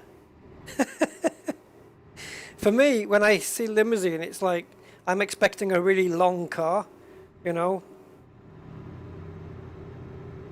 big limo. I think the four-door versions of like the car I had before this one, the four-door version, was classed as, instead of a sedan or a saloon, it was classed as a limousine. But now I've got the two-door, it's literally just coupe. Taken from the French word, so yeah, not coupe. That's what chickens live in, isn't it? Yeah, it's a coupe with the accented E. I've just realised I've had my high beams on for 20 years.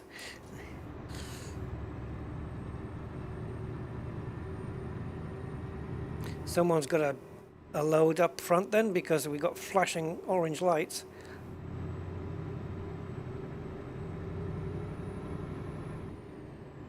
See if we can pick up a bit of speed and stick her back into cruise.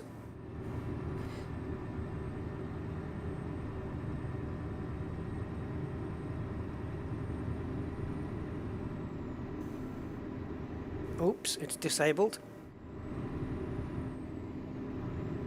Now, why are you disabling?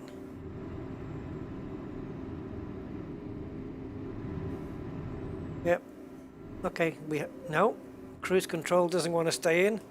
I'll have to get that looked at.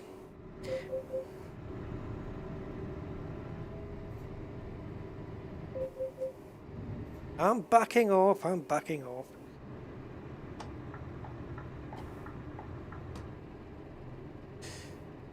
It ain't a limo without a bar. And how do you know I didn't have one? Oh, your son's a mechanic. Awesome.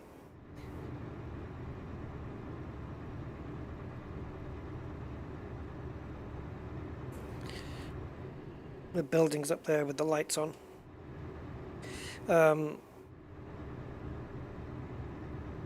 Yeah, technologically, is that right? Or technically, mechanically, let's go with that. Mechanically, the best four-cylinder engines on the planet are probably Honda. And the technicals involved in those engines are just amazing. They've got so much going on in there, you know, VTEC and all that stuff, and they're so friggin' reliable. And they like screaming. They don't mind being revved high, and they're reliable too. But I would on reliability side, I would have to go with Toyota. Not saying that Honda isn't reliable, because yes, it is. But Toyota, I think, is kind of top of the pile, really. And the thing with those is, even if you don't service them regularly or properly, they'll still keep going. They're like bloody tanks. They just keep churning and going on. You can't go nuts though. You can't like run it dry of oil or anything, because it's just gonna die on you. Hello, we got something going on up here. I've never owned a Toyota. I've owned 4 Hondas, but I've never had a Toyota.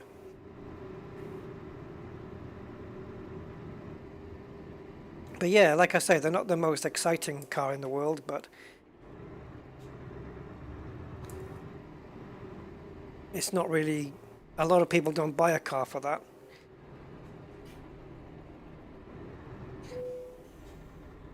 But they certainly have bloody good engines, and the quality, the build quality on Toyotas are fantastic as well.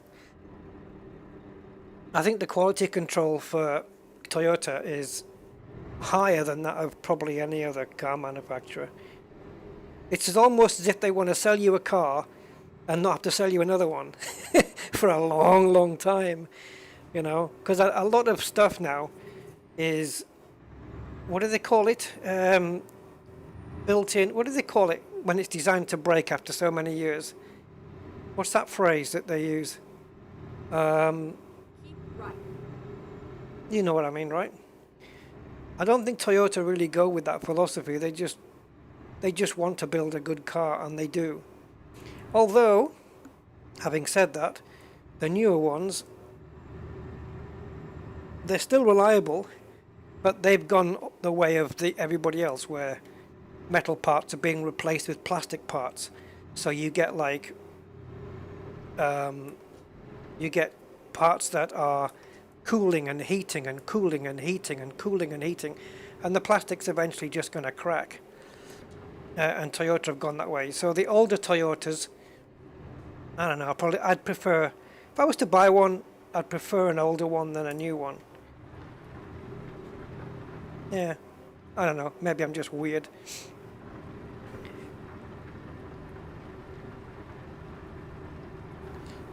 Great, it's peeing down. And I can't see where that I'm going, guys.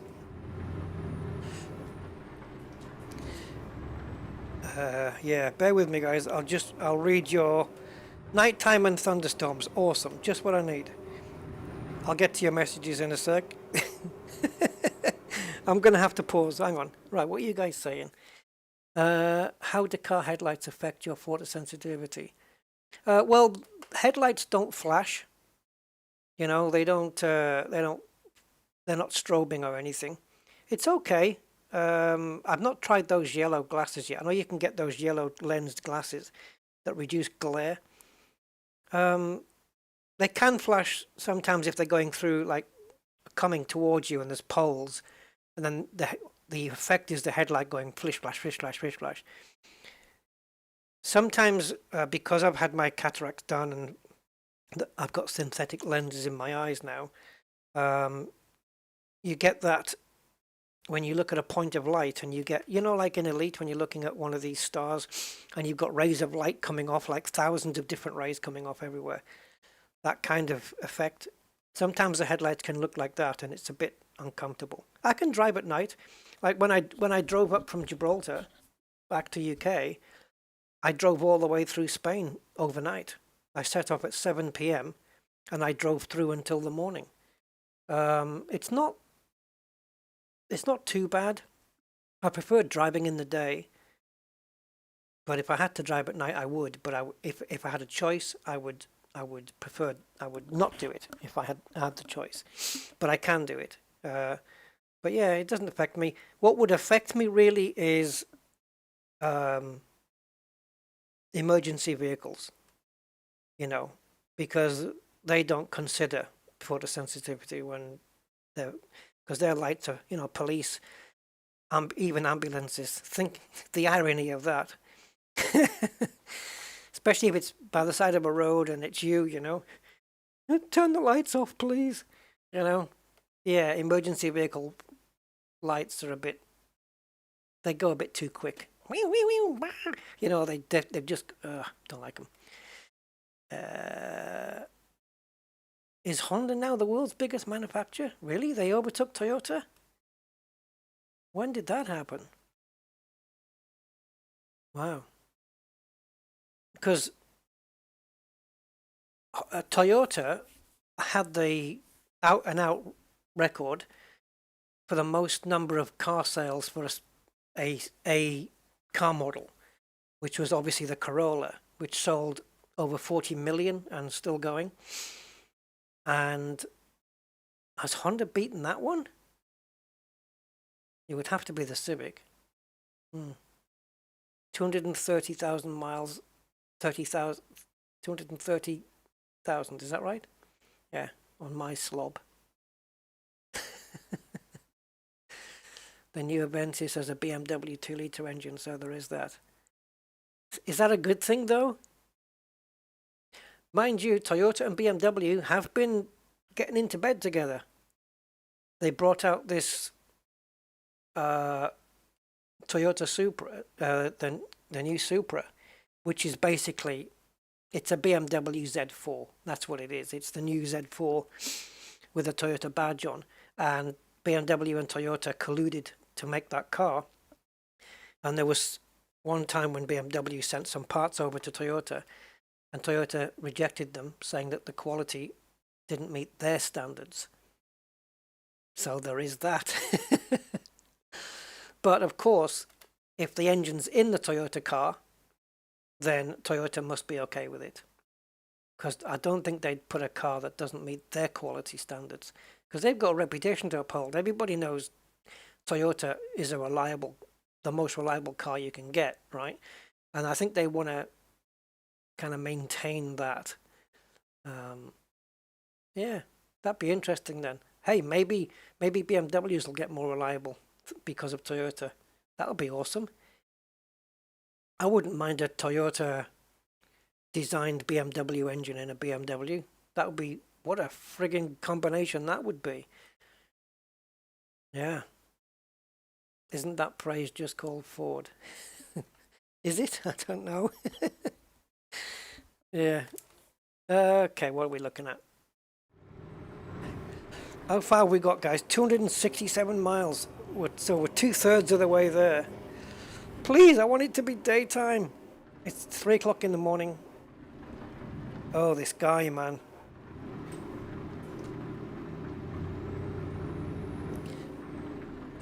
Come on, pick it up a bit. I'm gonna have to illegally pass you here. What was that? Was that?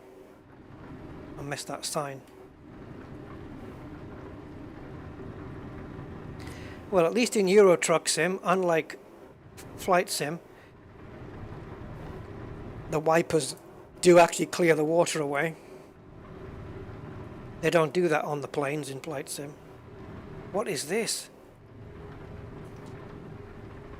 Jesus, where's your actual lights?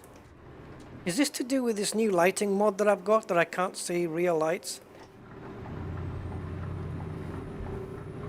Has he got any real lights on? I don't know. I've got... I installed a mod called New Truck Lights, and I don't know, the headlights seem okay, but I'm not too impressed with the others. That was... I couldn't even see that truck. That's worrying. If it didn't have that orange... Oh, there's the other one. Yeah, I can see it okay. Must have been just that truck.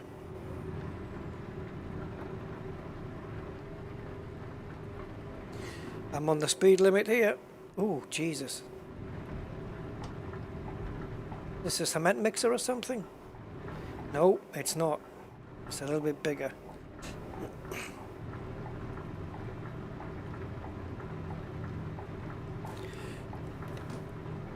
Sometimes the indicator doesn't cancel itself.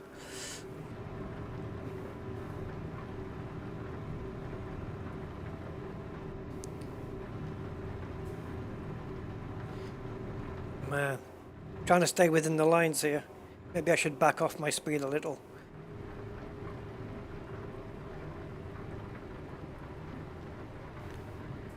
Oh, lightning bothers me.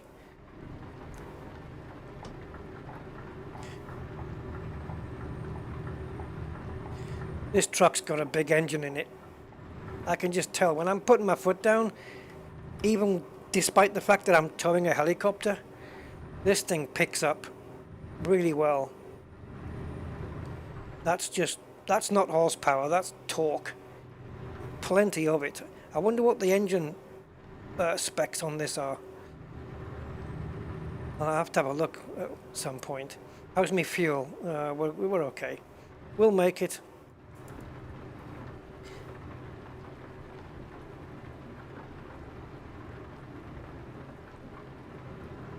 VW then Toyota, but is thing with VW though, is it counting in Audi and Porsche as well, because that's all in the same group now, isn't it? You've got VAG, or not VAG, Volkswagen Audi group, which is Porsche as well, and yeah, so I don't know whether they're combining or whether it's just VW. But Toyota have the record for sales for a single car model still, right? The Corolla has outsold any other single car model ever by a huge margin though. I mean, look at things like the old VW Beetle, which was popular for a long time, you know, and it was being made in Mexico up until recently-ish. But even the sales of the Beetles, no way matched the Toyota Corolla.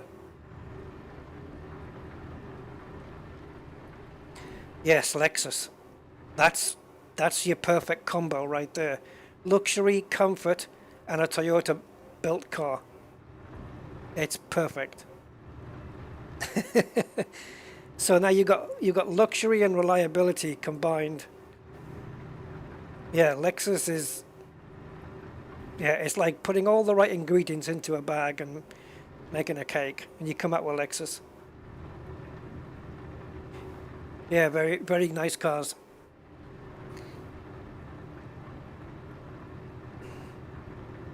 Oh, you've been getting storms. Yeah, this doesn't pull in realistic weather or anything like that. It doesn't do that. It'd be nice if there was a mod that could do it. Maybe there is. I don't know. $250 billion. Yeah, it's crazy, isn't it? The electric car thing, yeah, I don't agree with it. It looks like it's going to be the future, but only because it's been decided by the higher powers. But it's going to hit problems. It's as the more people that start owning electric cars, it's going to start hitting problems. But they won't tell you now. They just want to sell you the cars. The idea is to get them sold first. So many problems attached to electric cars. Like if you own a Tesla and you ever need, pray that you never do, but if you ever need the entire battery pack replacing, not to put too fine a point on it, you're fucked. Because it's £22,000. And there's no like, oh, is there any other, there's no second-hand battery pack. And if you tried, they'd blacklist your car. Seriously, I mean, you would just dump the car by that point. So if there was any, like going through a town where you'd been flooded, and there was a big puddle that drivers were going under, going through, would you risk going through in a Tesla? Electric car, going through a deep puddle up to its three quarters of its tires,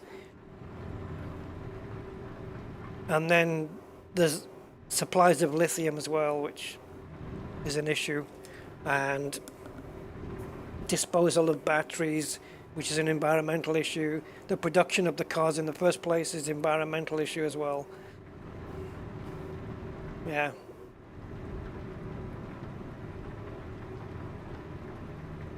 And the thing with Teslas is that they've got this domination over their cars, where they...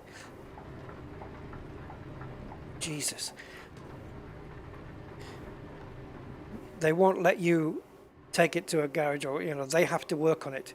It has to go to Tesla to be worked on. They're very strict with those things. So, if you've got a huge wallet, fine. Get a Tesla. Out of all the electric cars, yes, they're the best ones. But, poof. I don't like the business philosophy of Tesla.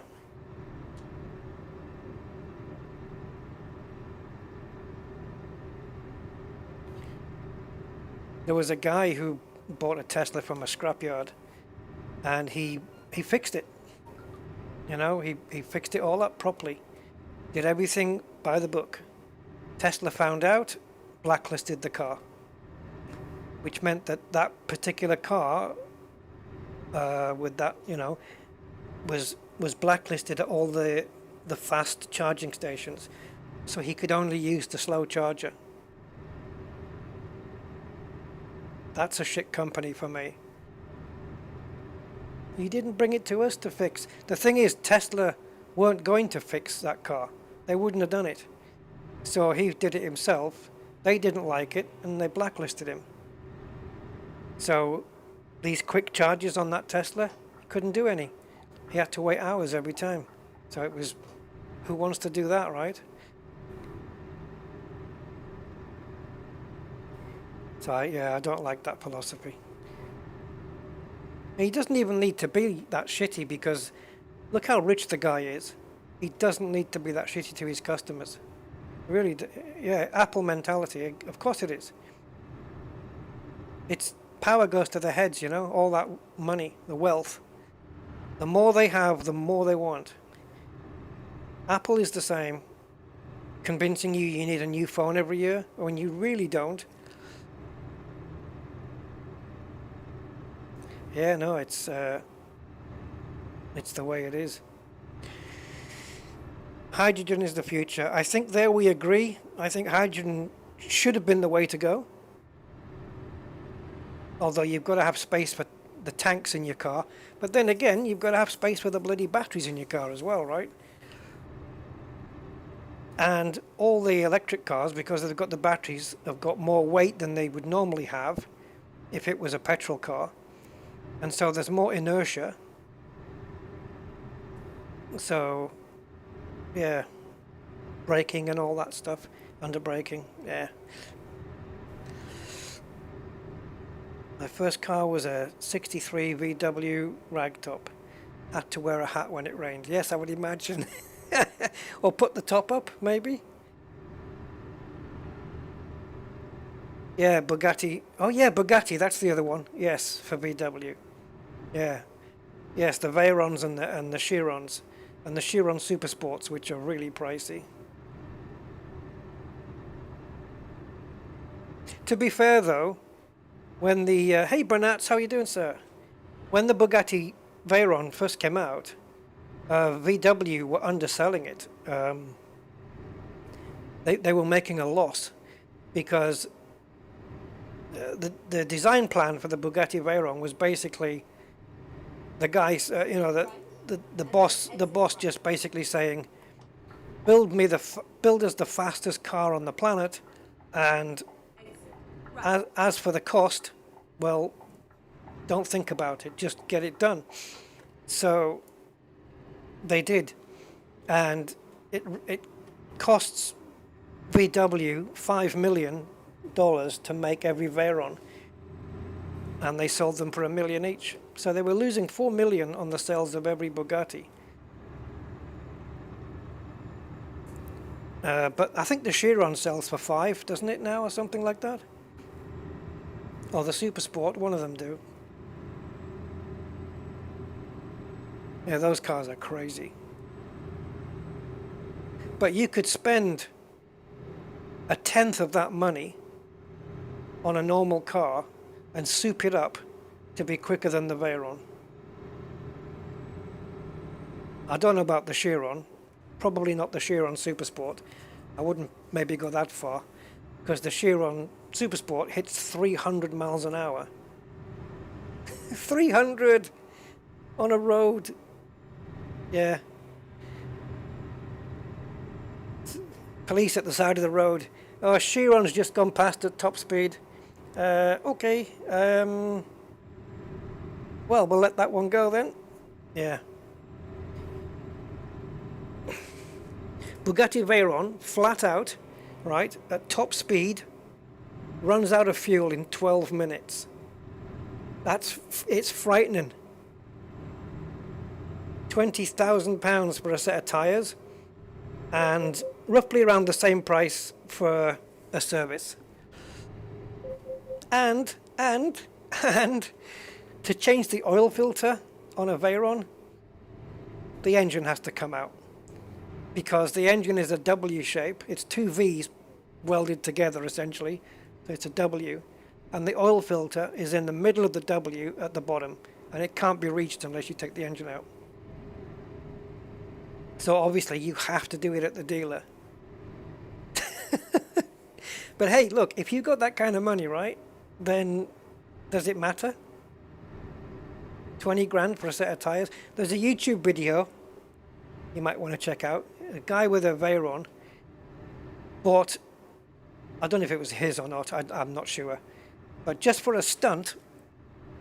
Yeah, the word stunt and Bugatti Veyron shouldn't even be in the same sentence, but he did a thing where he bought 4 new tires, so it was like $22,000 for the new tires, because these are special tires for that car. You know, you can't just go down to Quick Fit and buy the tires for it.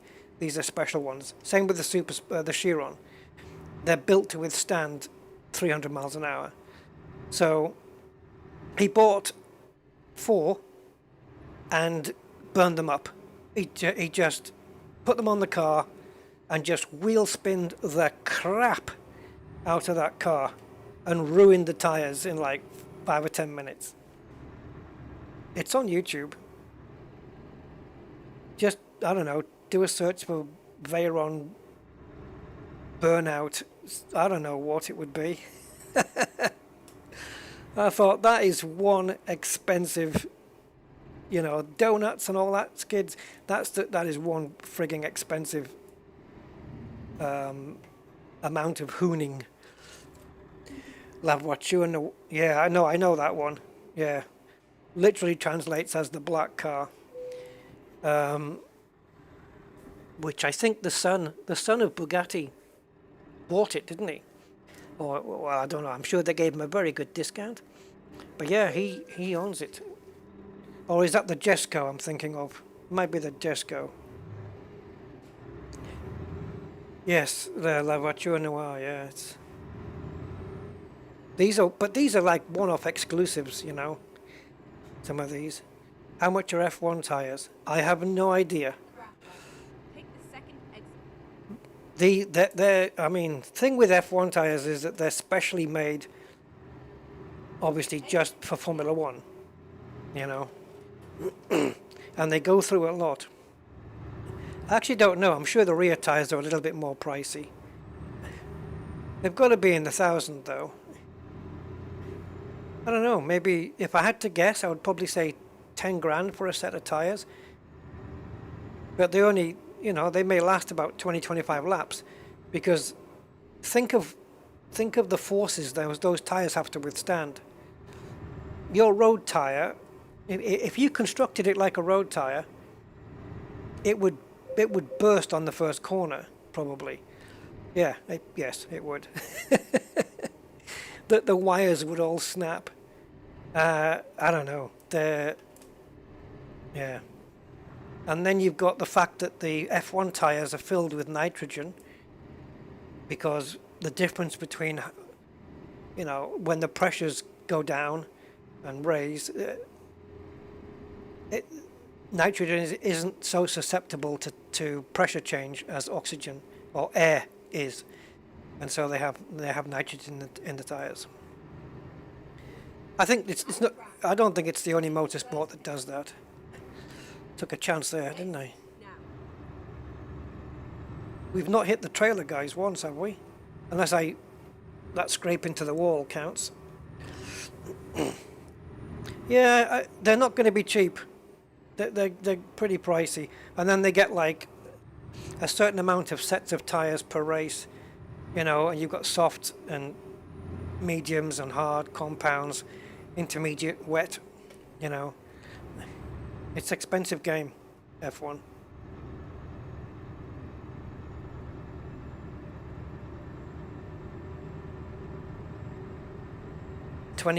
Yeah, okay, so there you go. Keep right, 2.7 and each. then exit So like I right. said, 10 grand for a set. I was pretty bang on there. Exit But right. the rears are wider than the fronts. So I'm assuming the rears would be a little bit Get more ready pricey. to turn left. Unless they just do a deal. 2 for 1. Turn left.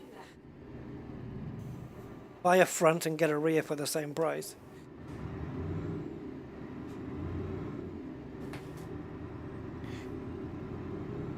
Is it 10 sets per car per race? Sounds about right.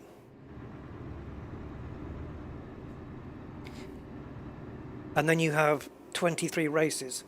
So you've got like, or 21 races I think this year. So you've got 210 tyre sets per car. So you've got 10 teams. So now you've got 2,100 tyre sets. So multiply that. Yeah, whatever. I don't know. You work out the price for tyres all year.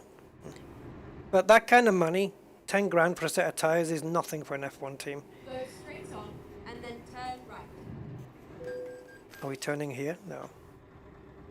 Yes, but I just skipped it though. Let's be fair. I just skipped it. Turn right.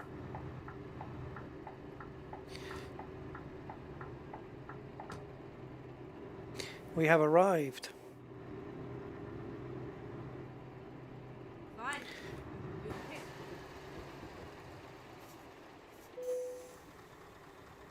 Got your helicopter here, mate? Anybody order a helicopter?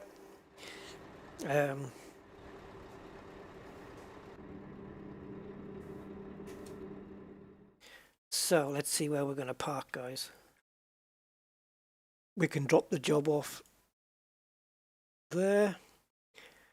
If we can go around the building, that's fine. That's the hardest one. But I don't know whether we'll be able to go around the building. We'll have to use free cam, and I don't know what that is. I would use free cam to look around, but I can't remember. I think you have to be, do you have to be in console, developer console mode to do that? I don't know. We could play it safe there. So this is the easy one where you just drop off the job, or we can park it there, we can go around. But I wonder if there is a free cam.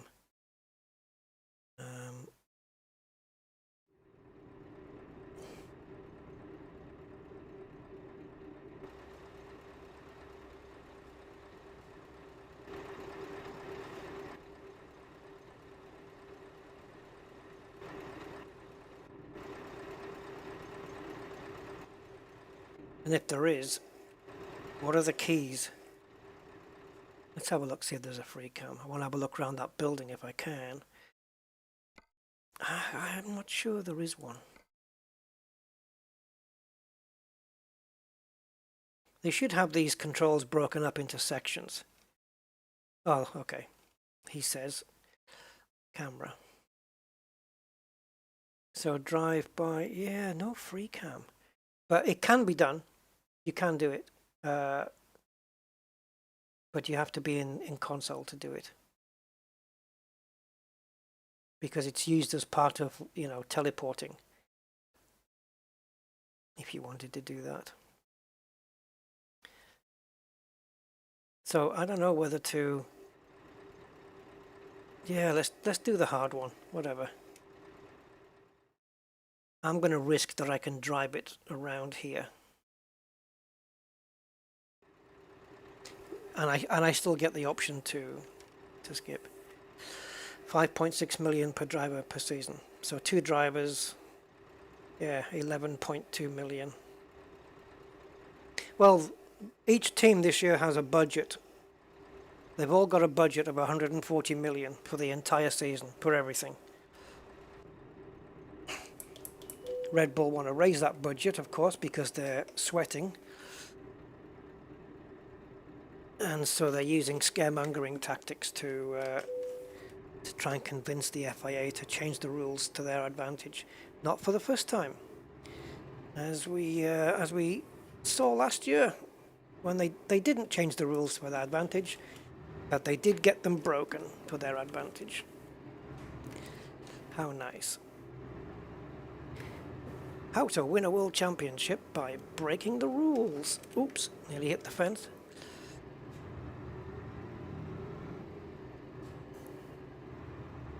Oh, it looks like we're going to have plenty of room here. I hope I haven't opened a can of worms now with that.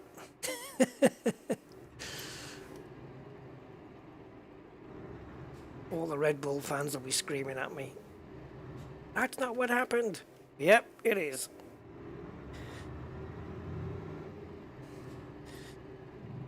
It is, Andy. Yeah, it's a big cut of that. But some tires they get, like, there's some of those sets of tires they get to return back to Pirelli during practice. That they get to give a set back. And the good thing is, all the tires that they use, all that rubber, it all gets recycled correctly, which is nice. Did we do this? There we go.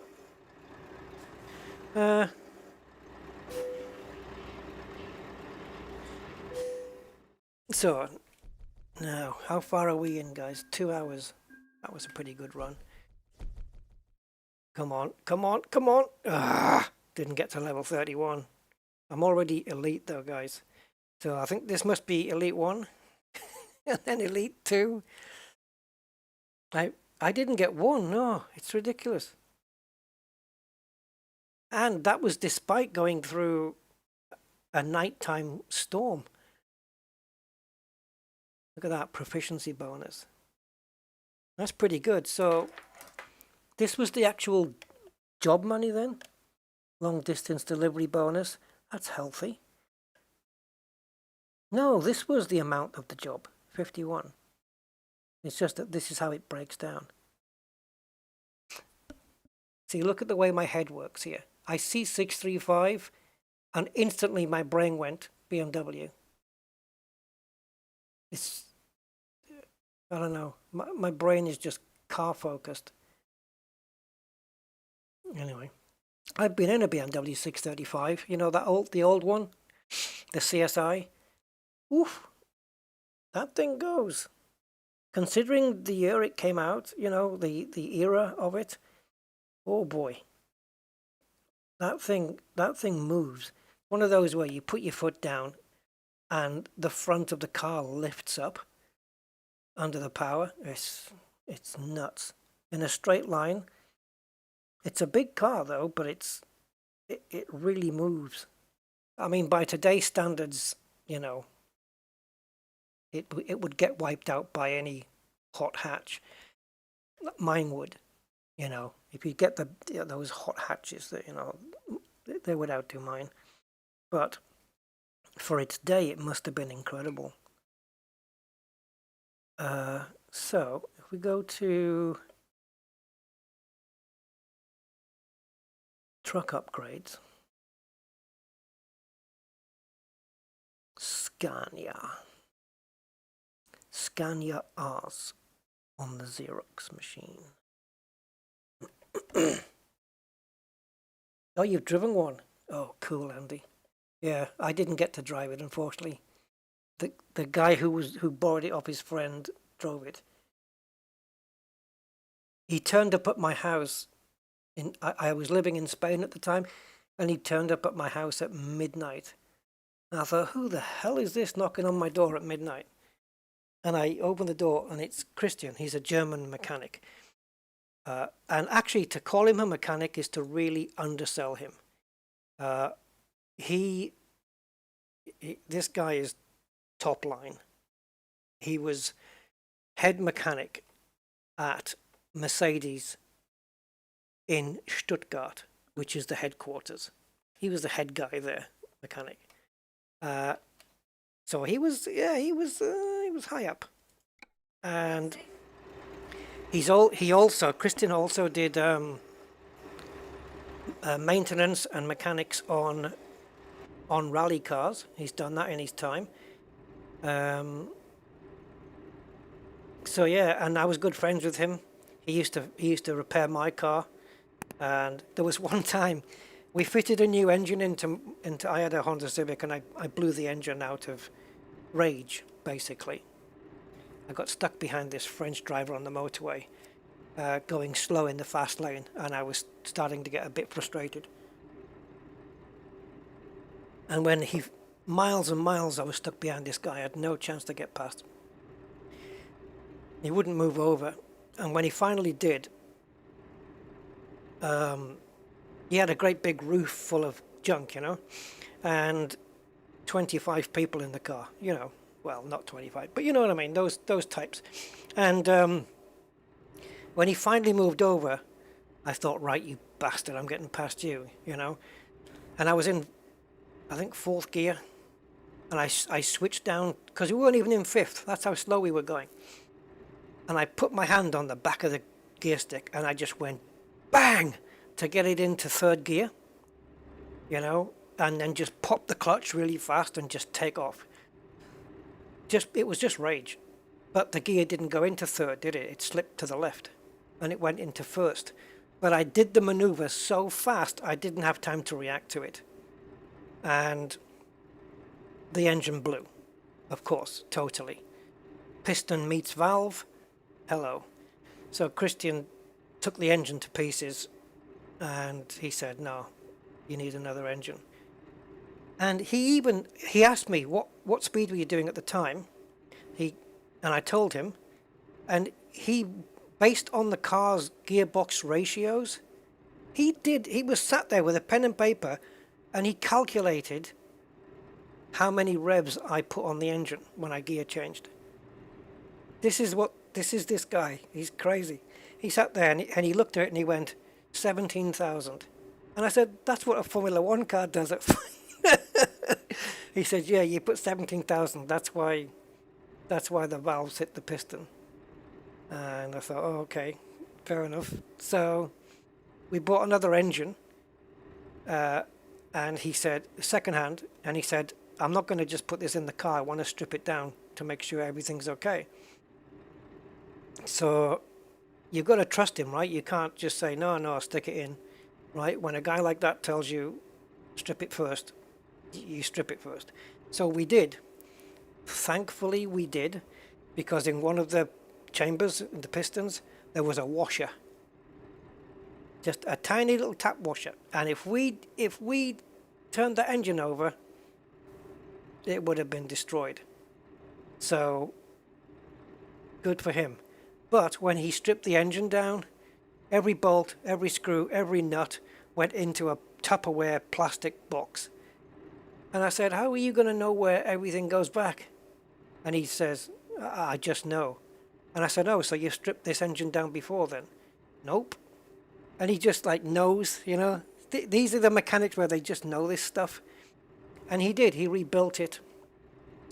He rebuilt it up, all back again, oiled, greased everything, redid the what was it? Not the tap, it's the springs. Everything was adjusted perfectly, and he just rebuilt all the engine. We replaced parts that we needed to replace, put it all back together, and then we went to start the car. We put oil in and got everything done, started the car. And it just turned over. It didn't actually start. It was just, and Christian's scratching his head because he thinks, oh, I've done everything right. I don't think I've made any mistakes. So he checked, make sure that he'd done everything. All the cables were done. Everything was, correctly in its place. Tried again, couldn't get it started. And he looked at me and he said, it's the distributor cap. And I said, how do you know? He said, it has to be. So that night, we went to have lunch at the marina. And there was a friend of his and mine that showed up, coincidentally. And his name was Richard. And he's also a German guy, and he's also a mechanic. And also, the guy I bought the engine off, we had him on the phone. So there was Christian, Richard, and the guy I bought the engine off on the phone. And Christian was explaining about the engine. And he said, so yeah, I think it's the distributor cap. And now Richard, the other mechanic, said, no, it's not that, it's this. I can't remember what it was that he said. I don't think it is that, I think it's this. And the guy who I bought the engine off agreed with Richard. So it was Richard and... who was the other guy? What's his name? It doesn't matter. So, yeah, those two guys were disagreeing with Christian about the distributor cap, saying it wasn't that. It was, they both agreed on it, that it was this other thing. And Christian was adamant, no, it's distributor cap. So distributor caps weren't that expensive, so I got one anyway. Thought I might as well try it first, and fitted it, and the car started straight away. So he was right. He outwitted the other two. He's brilliant. I haven't seen him for years. I don't even know if he's still alive. I hope he is. Amazing mechanic, amazing guy. And yeah, so he showed up. I had this little 1.5 Honda Civic, and he showed up at my house at midnight. And I said, oh, Christian, well, what? I was in bed, you know. Those were the days I used to go to bed at decent times. And I said, what's up, man? He said, come and have a look what's outside. He said, I'm going to show you something. So I got dressed, went outside, and there's this blue BMW 635 CSI. And he said, get in, I'll take you for a ride. Because the motorway was like, I don't know, 500 meters from my house, maybe half a mile. Let's say half a mile, let's say. He said, come on, we'll take you for a ride. So he's trundling the car out towards the motorway. And just before he merges onto the motorway, he looks at me and he says, now I'm going to show you how slow your car really is. That was his words. He just put his foot down, and the front of this car just lifted up, and it took off like hell. And he hit like 100 and... oh, we're in kilometers, aren't we? What must it have been? I can't remember now. Was it 100, 160, 170 or something? But it was how quick it got there. You know, it was relentless power, which I feel in my car now. It's kind of the same. The power just keeps coming and coming and coming and coming and coming, you know. And it was the same even in those old cars, and it was very impressive. And then he came off the motorway, rejoined it on the other side, and then booted it again. And I'm thinking, oh my God, if the Spanish police catch this, you know. And Christian used to drive rally cars as well, so I trusted him. The one time he freaked me out, he didn't freak me out on this one because it was just a straight road. When he'd finished my car, when he'd done the engine, bought the distributor cap, got the car started, he said, I have to take it for a test drive. I want to make sure everything's okay. Now, Christian's a big fella. He's not a small guy. He's quite large. And he sat in my car, and I was sat in the passenger seat. Now, you guys know your own car, right? You know your own car. You know when to brake. You know how quick it can brake, how good it can brake. You just know it. How fast you can go around a corner, you know, when the tires are gonna... because you get a feel for your car, right? So, well, you do if you push it a bit and know where those... not where the limits are necessarily, but you know what I'm talking about, right? And Christian got in the car, and he just got onto the normal roads in Jib, and he accelerated down this road to dual carriageway. Well, it's 2 lanes. It's not a dual carriageway. It's 2 lanes, and then there's traffic lights at the end. And he just accelerated like super quick. And we went past the point. Now, don't forget, this is my car. We went past the point where I would have braked. Like if I had to do an emergency stop to avoid hitting the car in front, we went past that. And I just thought, oh, and my first thought in my head was, Christian doesn't know my car. He doesn't know when to brake. And he braked so hard, and we stopped, no problem, behind the car in front. And I thought, well, that's what you get when you have an experience of rally cars and stuff. You just have, I guess you just have like a built-in instinct for this stuff. And I thought, how is he able to gauge where, the power of my brakes just the first time he gets in the car? Like, how does he do that? Because I have to kind of build up to it and get used to it. It freaked me the hell out, because I thought, we're never going to make this. We're going to hit that car. Because he was going so fast, and I know where my braking point would have been, and we just went way past it. And he hadn't even braked. He was still accelerating, and I thought, oh, shit, here we go. And then he did. He whacked the brakes super hard, and yeah, we stopped quite comfortably. And I looked at him, I said, I didn't believe you were going to stop in time. And he said, why not? Why not? Oh, I love that guy. He's brilliant. He had a German Shepherd dog, Sammy. Sammy was super faithful to him, though. He would walk beside him like everywhere, just. And Christian, like when he was in Gibraltar, he didn't have a place. Like he lived on a boat. It was an old wooden boat he lived on, and it was one of those boats it's got like everything inside, like it's not junk, but it's like it's just full of stuff, and it's like, have a cup of coffee in the morning on the wooden table. Yeah, is great. No, the job's delivered, Andy. It's done. Yeah, we've done it. Yep, we're done. We're unhooked.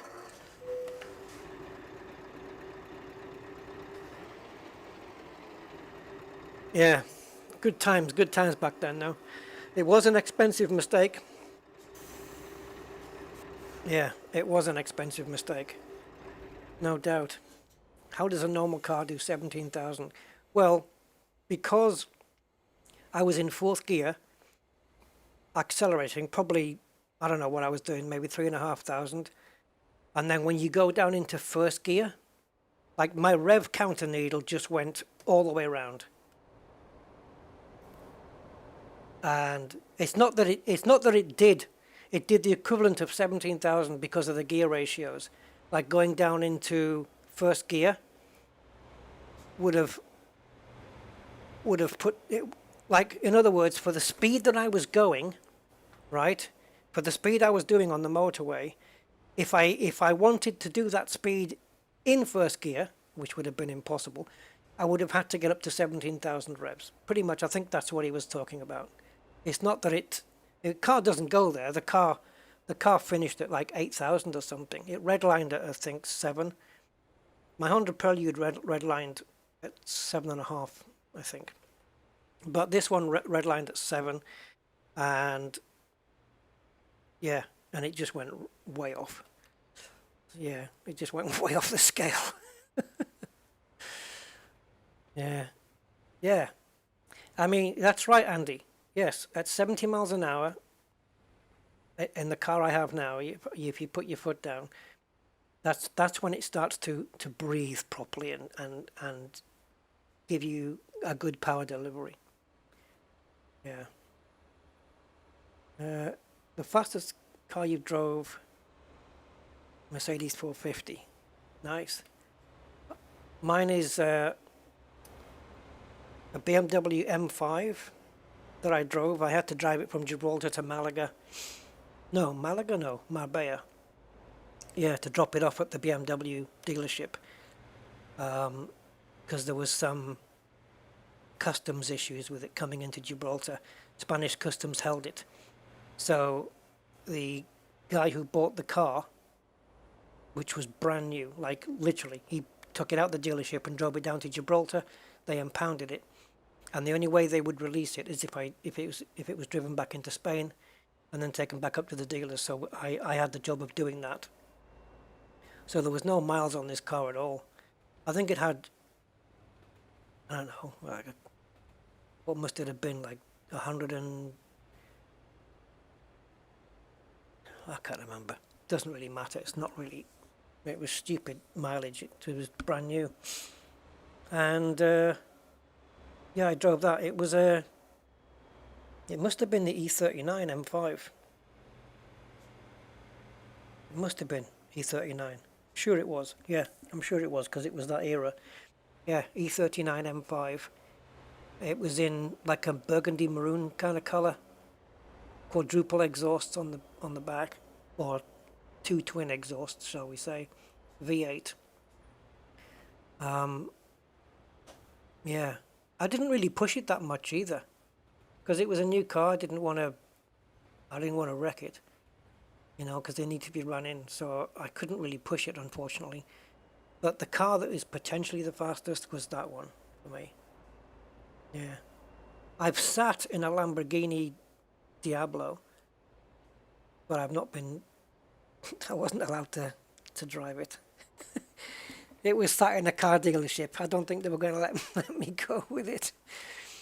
But the fastest speed I've done was in a Honda Accord 2-litre, which was 220 kilometers per hour.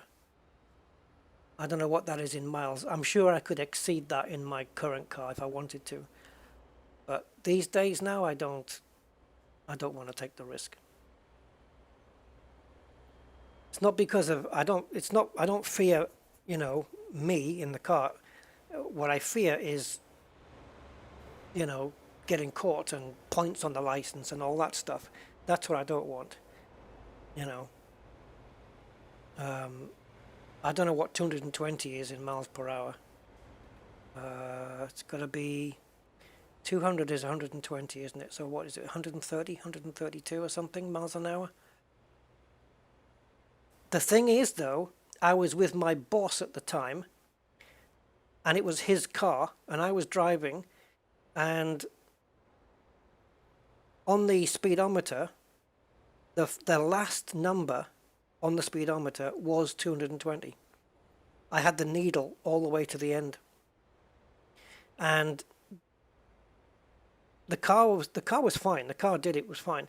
The only weary part about it was at that speed. This is where you have to be friggin' careful. At those speeds, because it's not a performance car, it's just a family saloon, the car isn't low to the ground, so there's so much air traveling under the car, it literally pushes the car up. So now you're literally reducing weight, and so the steering feels light. It feels very light and airy because the car's getting pushed up, and you have to make slow, you know, gentle adjustments. You can't be, you know, in a sports car you're fine because it's sitting low and it's got stiffer suspension and it doesn't lift up like that. But when you can feel that your car is getting a bit airy, you know, you have to be very gentle on the wheel. Okay, Freaky, have a good night, man. Thank you for stopping up. Time is it? 23:10. Yeah. What's the fastest car anybody else has driven on here? Or the fastest speed you've been? 250 equals 160. Yeah. See, my car is limited from factory at 155 miles an hour, but since I had the remap, that restrictor's been removed. It's been electronically de-restricted. So I don't know if it'll go beyond 155 or if I don't know. I haven't really tested it. And I've not taken it out for like a track day or anything. I've been looking after it. Yeah. Because it just takes one stupid mistake and then you lose it all. And I would never forgive myself if I did something like that. you know, wrote off the car just because, no, just because of a stupid error. I'm talking about on a racetrack, not on a public road. But public road, the same thing, you know. Know your limits and know your car's limits. And also the state of the road, wet, dry, all that stuff, all factory, all in. Right, so I just want to drive round the corner, 3 minutes it says, and refit this thing out. Oh, my steering felt really heavy until I could barely turn my steering wheel until I turned on the ignition. I guess that's power steering, eh? Let's go.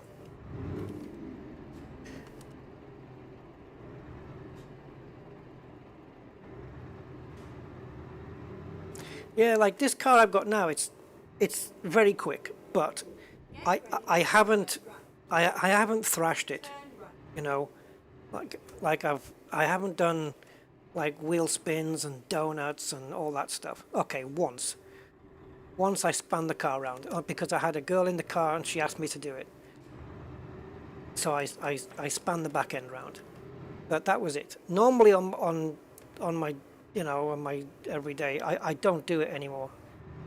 I was a boy racer back in the day, but yeah, it's not something I do now, and I don't really want to damage the car, you know. Pull a huge wheel spin and oh, your differential's broke. Oh frig, because I don't have the funds to repair the damn thing, basically.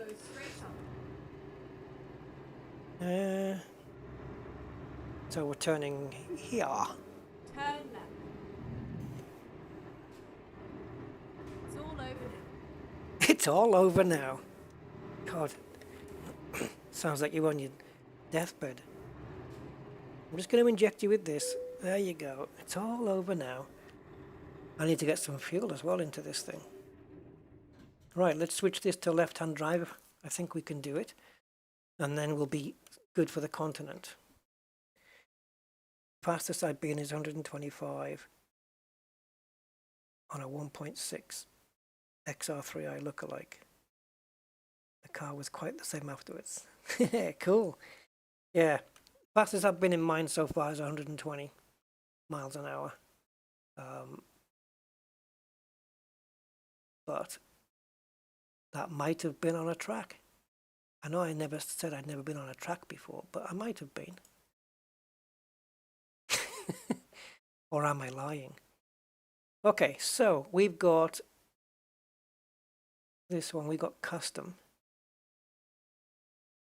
I wonder if we've got the old gauges standard. Because I said that I had a new dashboard for the Scania trucks. And I'm just wondering. See, this is left-hand drive. So we've got exclusive V8, exclusive V8 UK, and exclusive V8 custom and UK custom. So let's go with the custom. So how does that differ from there? Not much. The one that I downloaded though, I think gives you lights in here. I don't know. We'll have to see when it starts up.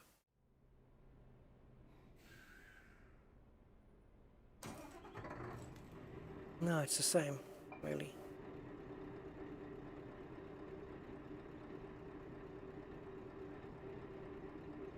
I hope Euro Truck Sim get a license to the new Scania truck. Ooh, guys. It's a Scania 770S. Was on Top Gear, the most powerful Scania truck so far. Mr. Rick! How you doing, Rick? The Rust and Recreation. Oh yeah, I get what you mean now. Hey Rick, we're talking about the fastest car people have driven and the fastest speed they've driven at, which can be two separate cars actually. Yeah, Rust and Recreation show. I like it. Yeah, I got you. All right. So what are we in now? We're 2 hours 45. Geez, I was half an hour nattering away there.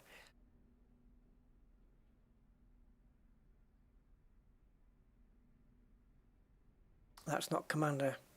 That's not Colossus. Is it? Yes, it is. Of course it is. I'm getting mixed up with Corvus. Sorry. Yes, it is. Sorry. It's late. It's late, guys. And my brain's in a different zone. I feel good. My head feels absolutely fine. So I don't mind doing a small job. I'll say a quick job.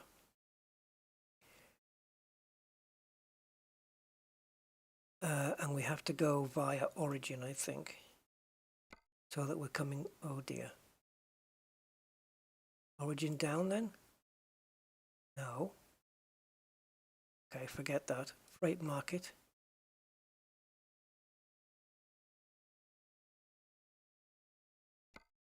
Oh, okay, what's going on? Destination, maybe? Why is it saying Madrid? Right, we're in France, so it should be giving me jobs from here, from La Rochelle. Right?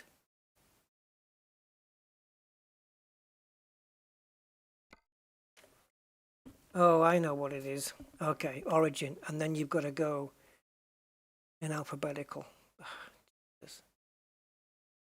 Which genius did this? Oh, then we need L. Look, I'm looking in F for France. Oh my God.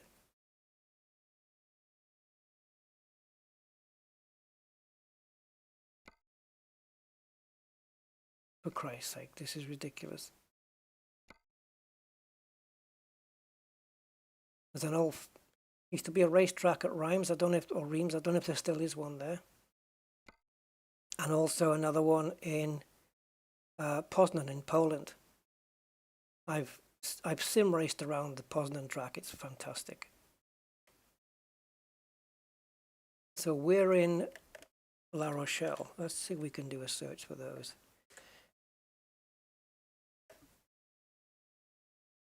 There we go. La Rochelle to Barcelona. I don't want to go back into Spain again. 160 miles an hour in a 94. Oh, Rick, Jesus. Nice car. That is nice. The Supra is so incredibly moddable, though.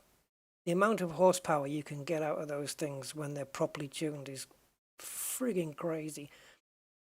I've seen those old Supras, you know, highly tuned, like a... We're talking like, I don't know, many horsepower. Plenty of horses. Taking on, like, supercars and just thrashing them. Totally thrashing them. I remember when those cars first came out. I remember when they first came out and there was a white one in the Honda dealer because it was Honda, Toyota, and they did another, oh, Peugeot. I think they did Honda, Toyota, Peugeot.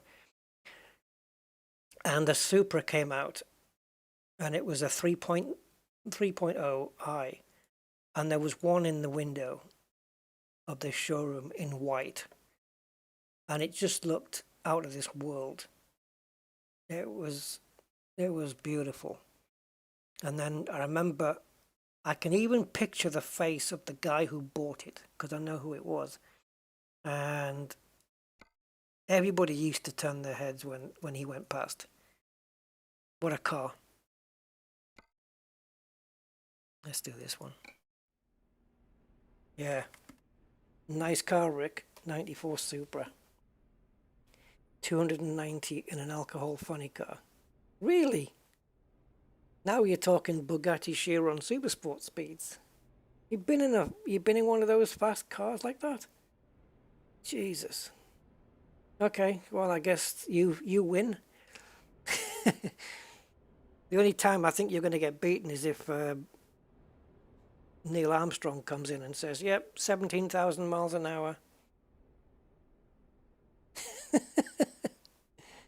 Yeah. Wow, Rick. Jesus.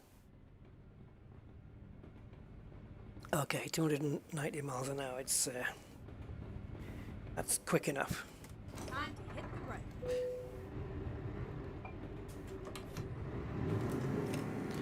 Let's get this rig turned around.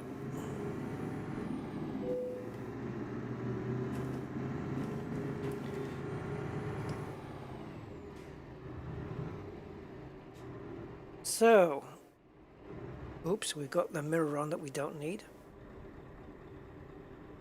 Oh, actually, yeah, we do now. Yep. Turn right. Go straight on. Go straight on.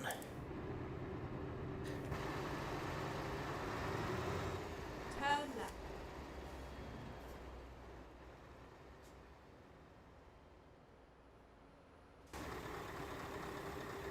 There's my baby.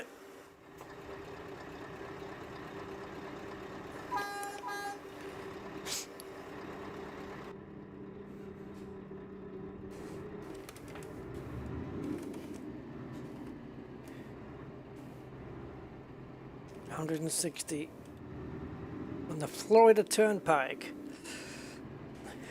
What is a turnpike anyway? Is that just a name, or does it mean something? Is a turnpike a term for something, or is it a name? West Palm Beach to Fort Lauderdale. Drove a funny car in the 80s. Best times then, Rick. Best times. Go straight on. Well, I can't, can I? I've got traffic lights.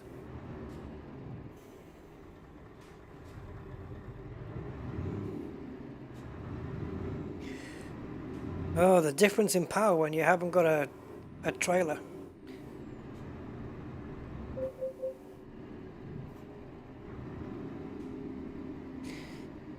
Yes, is it Bienvenue of France? Bienvenue. La France. Toll roads, yeah. Spain's got a couple of those toll roads where you just, there's no speed limit. Southern Spain's got a couple. I've been on one. Get ready. Just no speed limit. You just pay your money and off you go. I'd like to try the autobahns though in Germany. Turn right. That'll be pretty cool.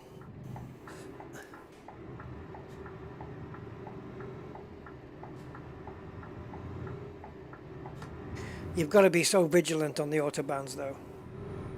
You know, because however fast you think you are, there's a good chance someone's going to come up and overtake you in a faster car.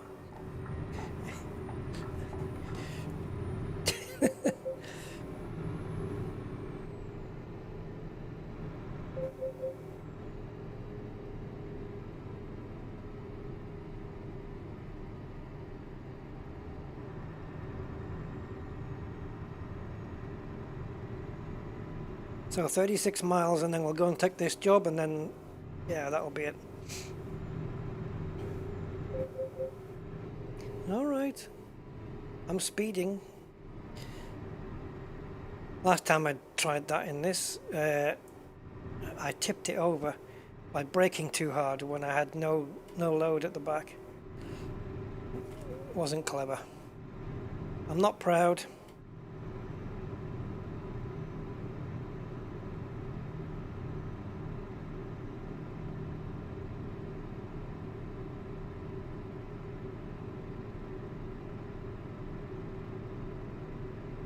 Just exactly on the speed limit. If I reach forward now for the cruise control, it's gonna. I'm sure my foot's gonna move.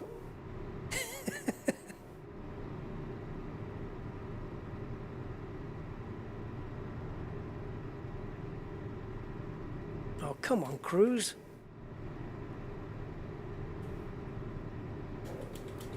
I don't know why, but the cruise control will not kick in.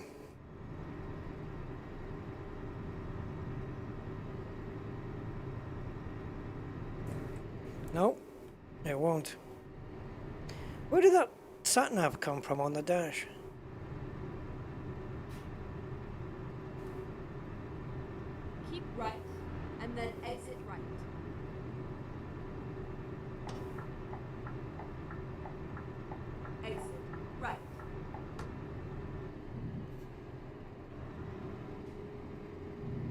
Looks like France has got those triangles, those white triangles as well, so it must be a European thing.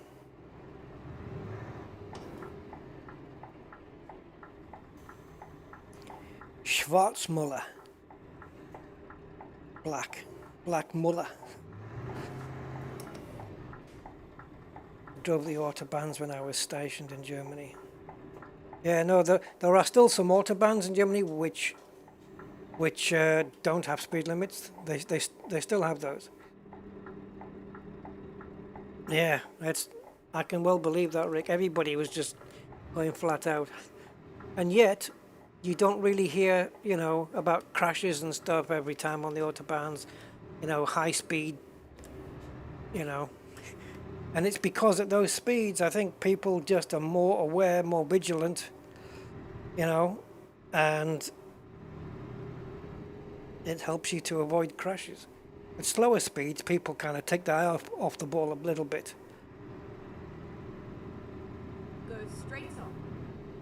So I think I'm quite confident in saying that there's probably a lot more low-speed crashes than there are high-speed. At the roundabout, take the second exit.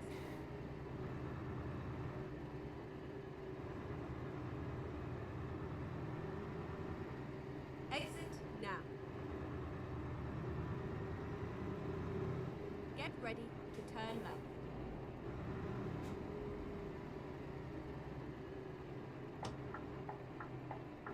Turn left.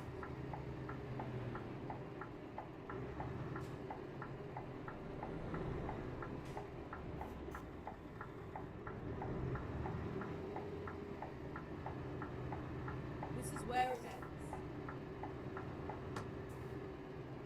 I think she's just dumped me, the sat-nav. This is where it ends. Right, let's see how long this route is. So, it was this one, wasn't it? Offer expires in 5 minutes.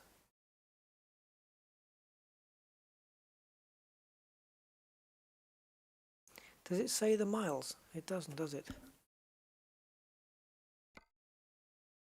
Got a GPS logo there. Going on with that one. Okay. Okay, here we go. Okay, here we go. Right, so where we're going?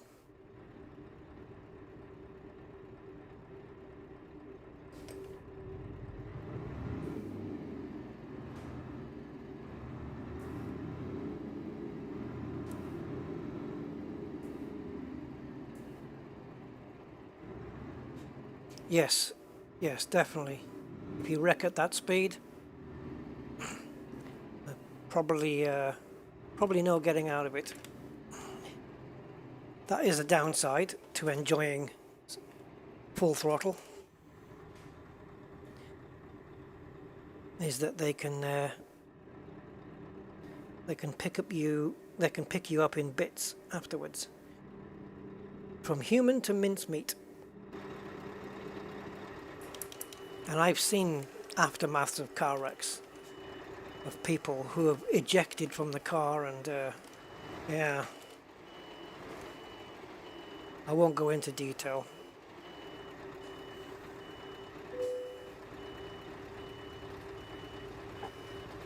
Let's do this.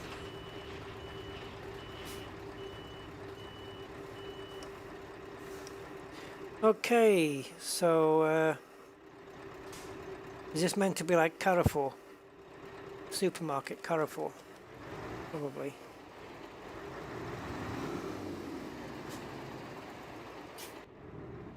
Alright, off we go.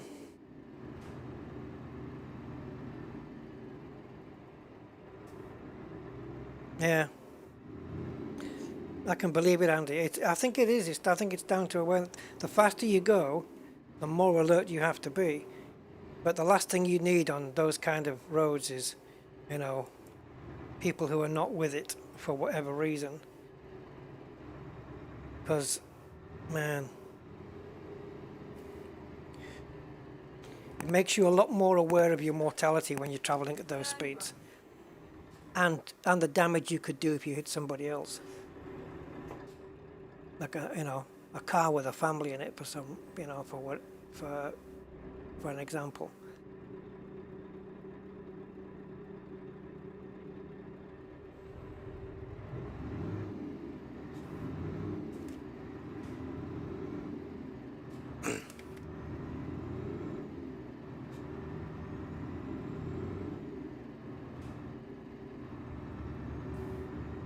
Oh Jesus, really? 206 miles? I didn't think it was that much. Should we just do a speed run then and just Exit now. see how many tickets we get?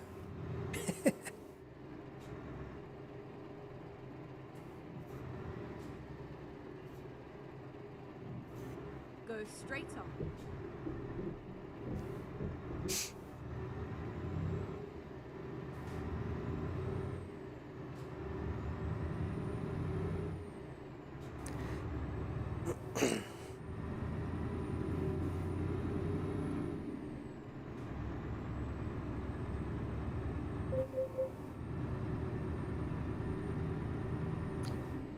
Get ready to turn left. Okay. Turn left. Yeah. Fuel. I'm hoping we're going to come across a fuel station before we run out. I can check the map. I may have to coast a lot of it.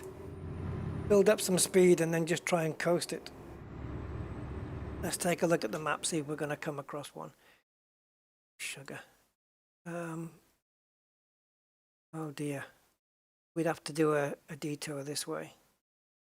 Oh. What I want.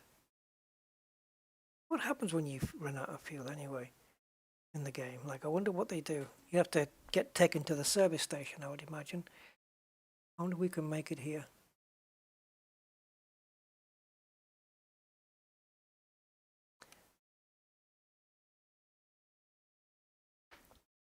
Yeah, add that waypoint in. Great. Extra time I didn't want.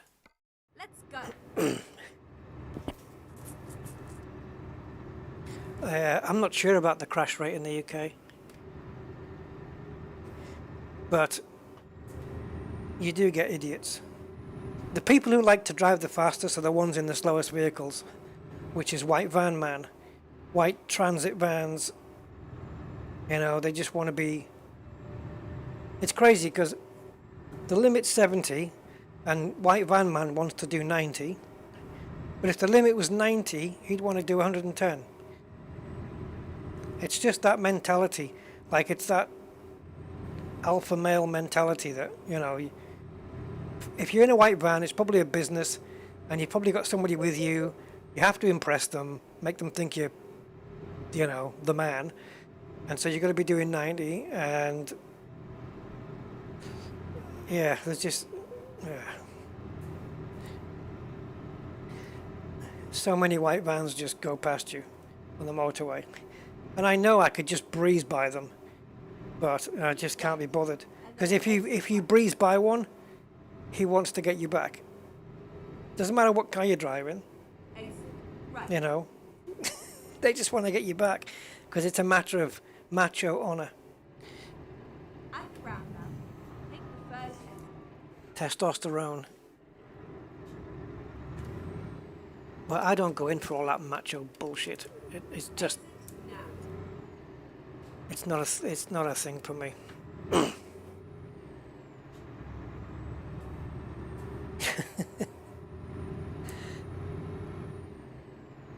Like, if you go on the motorway, right, in the UK, or in England, let's say in England, and you drive on the limit at 70, and just see how many cars pass you.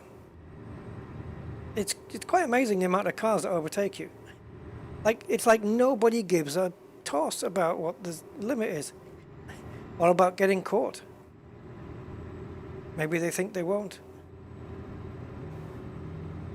And my sat-nav tells me where all the speed cameras are, so I'm of course staying within the limits, and people are just going straight past me. And I think, you either don't know there's a camera, or it doesn't work, or you just don't care. And still haven't worked out which one it is yet.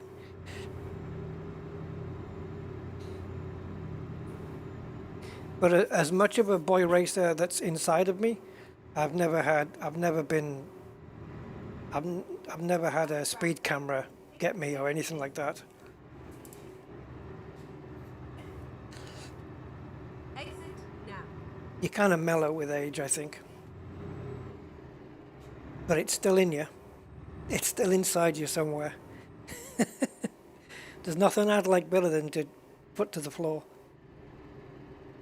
It feels good. But it's a male thing, I think, sometimes. Mostly it's a male thing.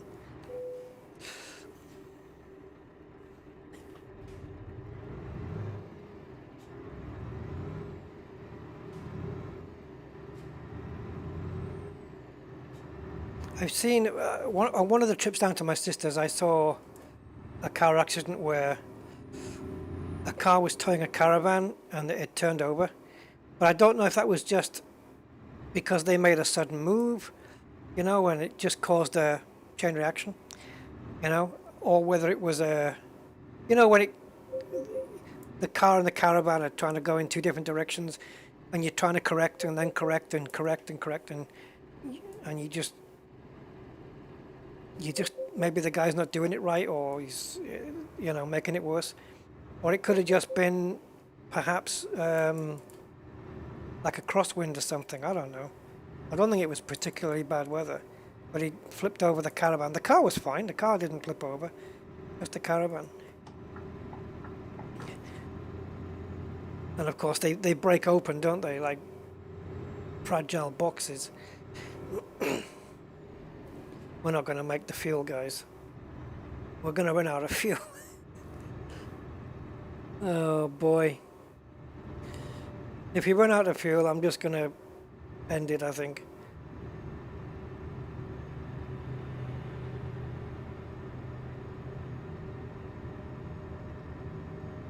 Yeah.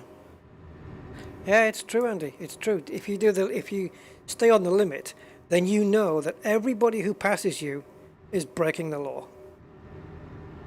You know? And it's amazing how many people just don't really care. Like as if maybe they think it doesn't apply to me, I'm okay. Or I can handle these speeds, even though it's not really about that.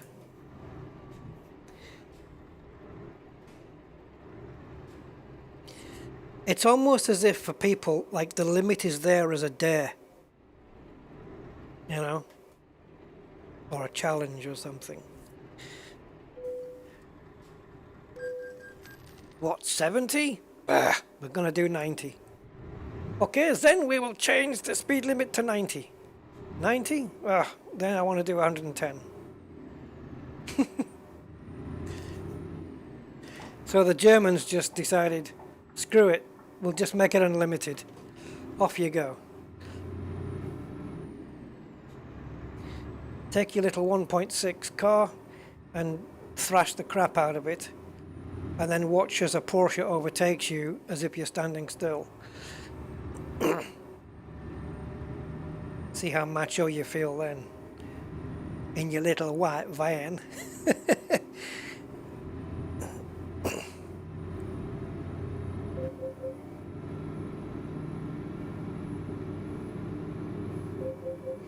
Talking of which, we're exceeding the speed limit just a tad. I'm coasting now, my foot's off the throttle. Right. And then exit right.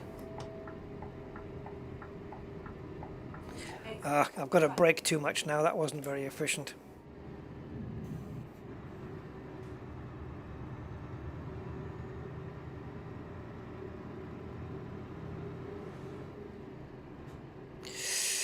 Oh man, we're on the limit here. Keep left.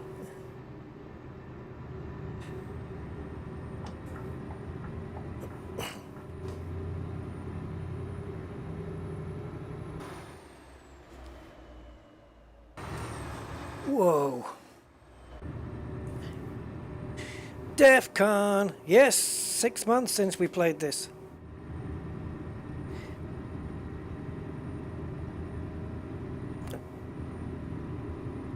Yeah, I didn't think this trip was going to be so far. We're going to run out of fuel though. I don't see we're going to make the fuel station. Unless this is the turn-off. If this is the turn-off... I know! Stop! Go! Get off! I need the sat-nav! This might be the turn-off, guys. We're on reserve fuel now. Mind you, I was giving it some bananas down the motorway there, which is probably not the best idea. Oh, we might be able to make this, guys. I think this is my alternative. I'm not looking in my mirrors or out the window. I've never had that warning. We need the fuel rats and the what's the truckers in Elite Dangerous? Something truckers? Yeah, well, we need to have those combined. Fuel rat truckers. I'm really trying to take it easy now.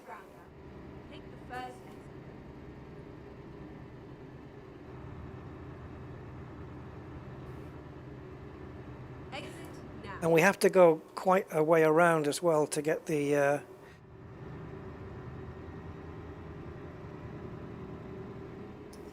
to get to the petrol station. There's an airport there.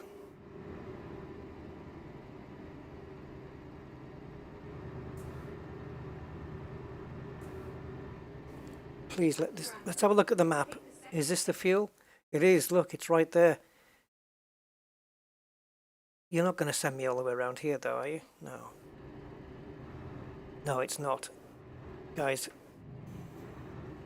can we make it?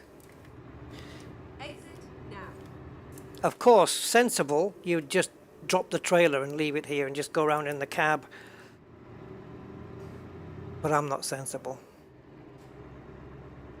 I don't do such a thing.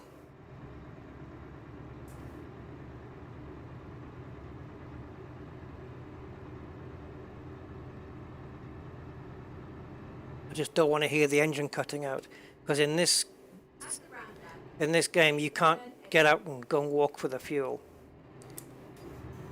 You should be able to though. Get a jerry can and you'd have to literally just walk to the fuel station. Exit now. If it's close, obviously. Otherwise you get a truck. Oh, come on. Can we cut through the field? I think that's it. That blue triangle. I think that's it, guys. Oh, great. I'm singing in the rain. It must be that I'm going to run out of fuel then, because you only run out of fuel when it rains, don't you? It's the only time it happens. Should we just put our foot down and let inertia carry us the rest of the way? Awesome. Weather turned on a dime.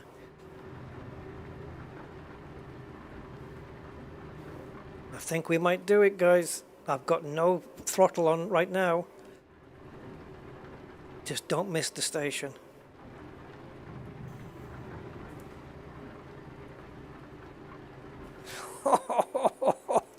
Oh, talk about... I'm going to buy a lottery ticket tomorrow. Holy crumbs.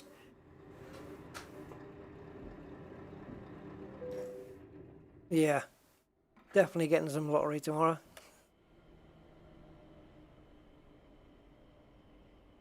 That was ridiculous. £762 for a fill-up. Now the way back. Why can't we just... If I turn round, surely we'll avoid all of this. Right? This is a two-way road. Yeah, I'm going to try it, see what it does.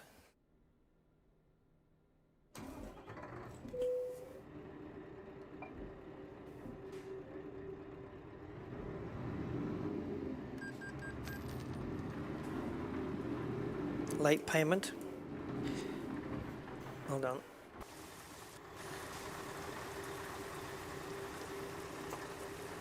Ah, come on, camera. Okay. Just wanted to make sure my proper lights were on. Oh, okay, sat-nav's already corrected it. No, it hasn't. It wants us to go around that way. Well, I'm going to defy you and go this way.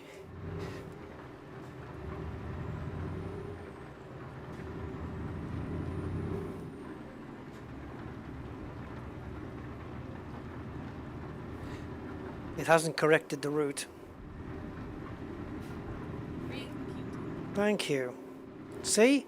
We can avoid it. Bloody sat-navs. Useless. Wrong way offence? Oh no, this is a dual carriageway then. Oh, sugar. But then it can't be, because then why would the sat-nav have rerouted me this way? We are going the wrong way, guys. Oh, dear me. What do we do? Carry on. We're there. We're right there. And just hope no traffic comes.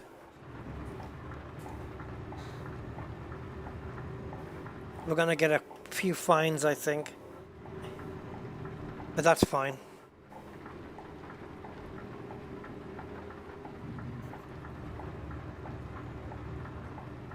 There's a plane taking off. Okay. Now we should be back on track here.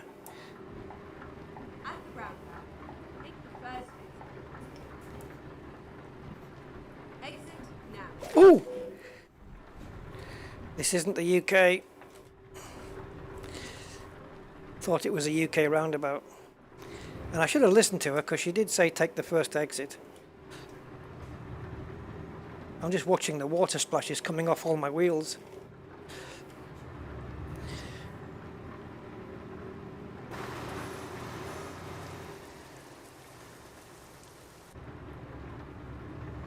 Oh my god. So we got a little bit of truck damage and a couple of fines. Right, let's finish this. Take the second exit. Am I still on the wrong side of the road? Yeah. Exit now.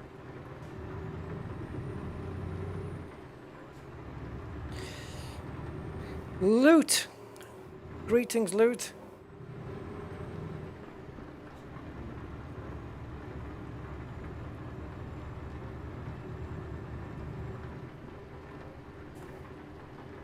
At the roundabout. I don't know why I thought I was in the UK.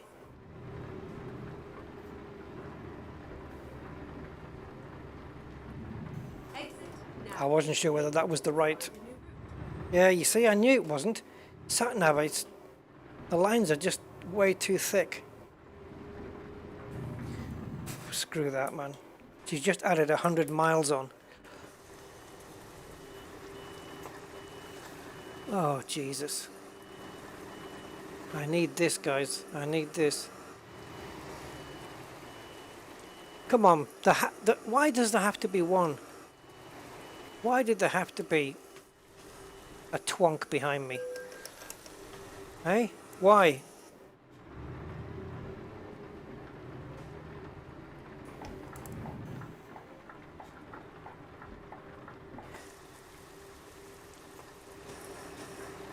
Go past, fool. Oh, I wish I could just shoot him. My hazards are on. Go round me. I'm not doing 210 miles. I'll turn round and come back up here if I have to. Right. Okay. F this.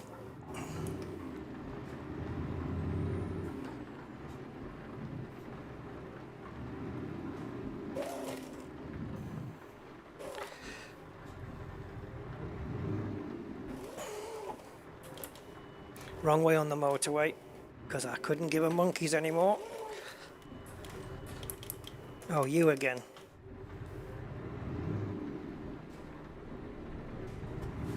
Oh. Save game.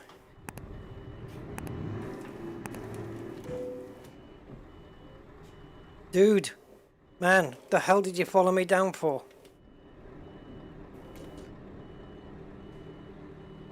Thank you. Got the police right there. I can't even turn anymore. Ah!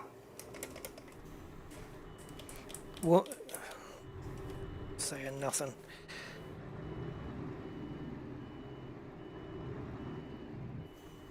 I was going to be really pig-headed about this. Then I could do this, but...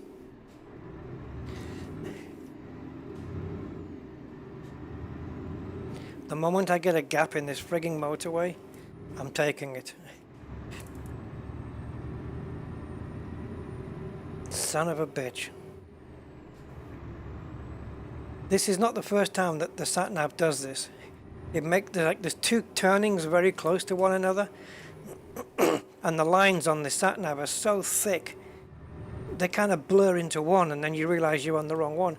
And the only way to get around that is to run the sat-nav at maximum zoom. But then sometimes it's so close you can't anticipate anything. Right.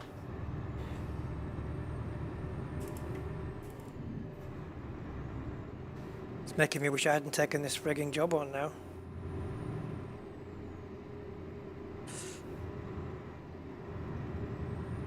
Just doubled my frigging distance.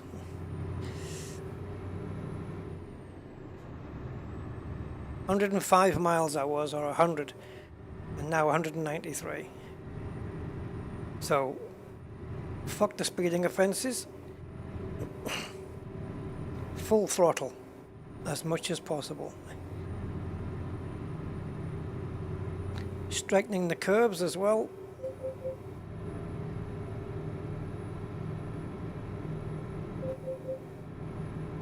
No, we can't blow by these either, can we?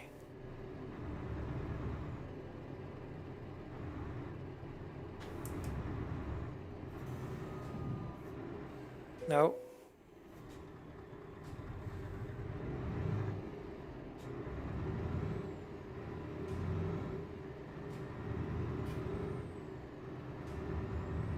Where are we going to compared to where we need to be? Right, so we're in the opposite direction of where we need to go. Okay. See, they don't put a break in the wall at all. If there was a break in the central reservation, I would just turn around. But there just literally isn't one. Which is not normal. Okay, Andy, mate. Take it easy, man.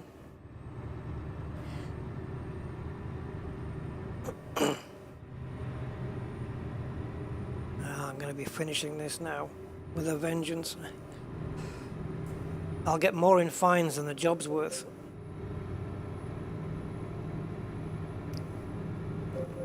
As long as the fines plus the repair cost doesn't exceed the fee.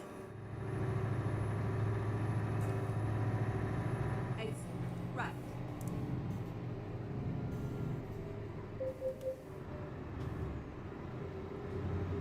Formula trucks.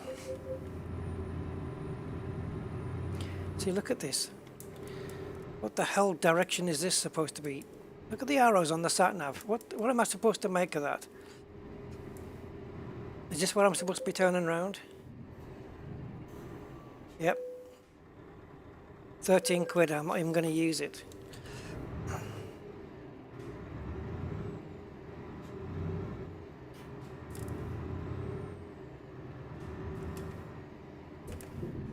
Oh, okay, you wanted me to actually use the roundabout. Okay. I was going to just turn it there. But I'll use the roundabout. At the roundabout, take the fourth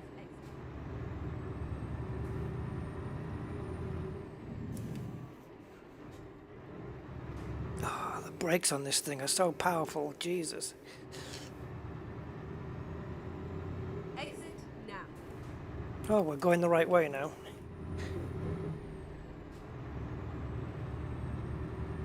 And you're going to expect me to pay again, aren't you?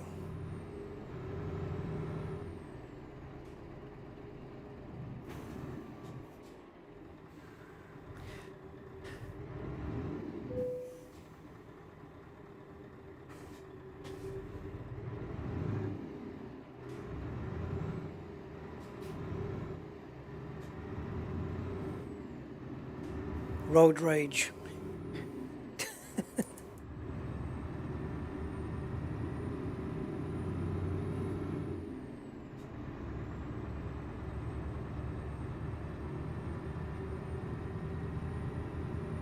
I hope I'm not carrying anything fragile.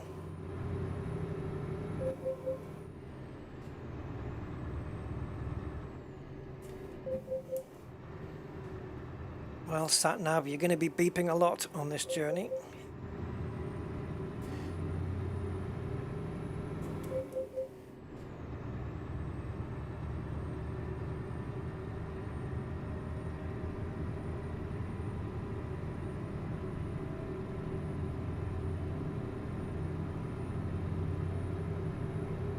Right, truck, let's see what you're made of. Hey, Mr. Goatman.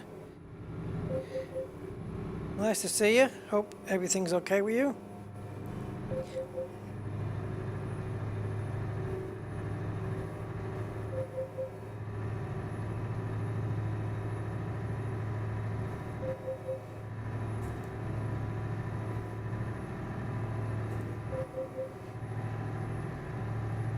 Oh, I think we've got one.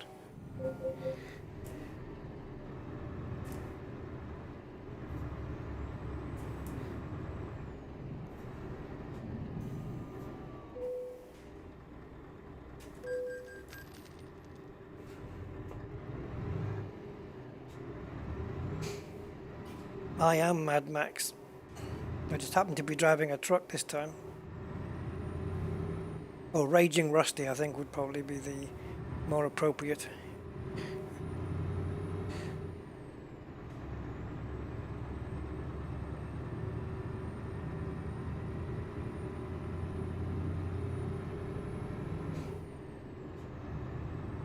Yeah, as soon as you get your speed up, there's something to slow you down, like a toll road or roundabout, turn off.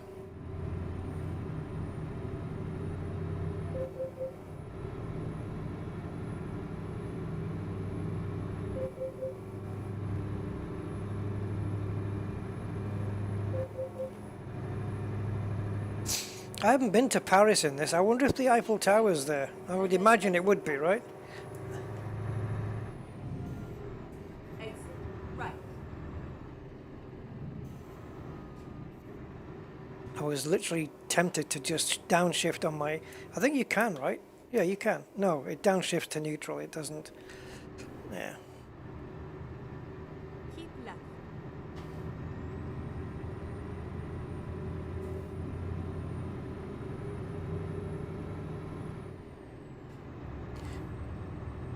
Yeah, no doubt I'll be carrying eggs or something.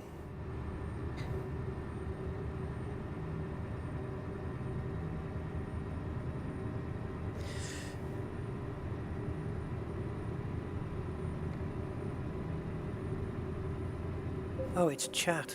Okay.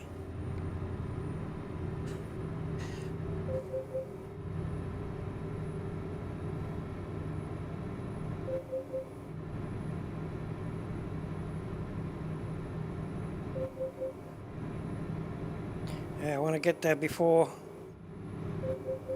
dark.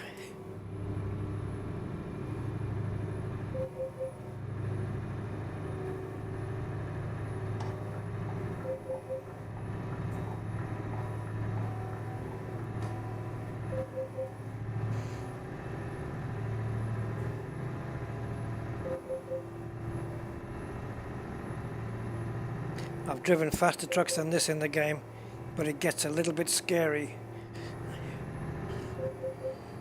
It's these modded custom engines that you can get. Yes, expect delivery soon, don't worry. I just got a little bit waylaid, but I'm on it. I'll be there before you can say whatever.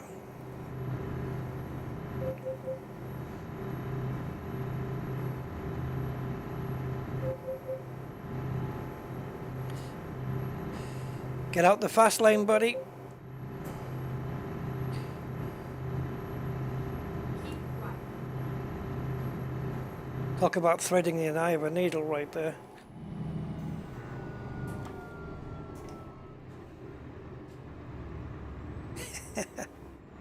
spatial awareness counts a lot. And luck.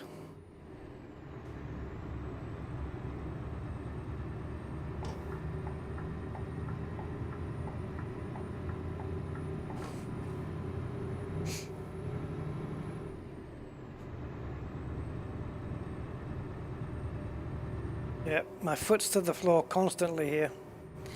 Absolutely. Giving it everything. Keep right, and then exit right. Now what? Oh, you're not going to block off the road. You are friggin' kidding me. Right.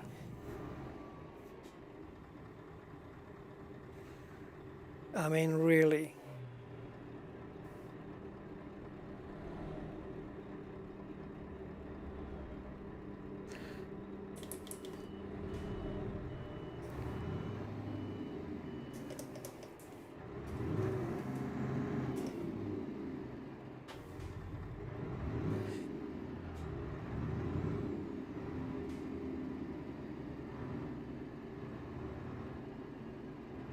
No, it's not, is it? Because if you go up here, you can probably get past this, but there will be a blockage up there, like a car wreck, that will be blocking the road. This is insane. We're never going to get there. 117 miles now. Oh my god. TomTom would know about that. Unless it just happened.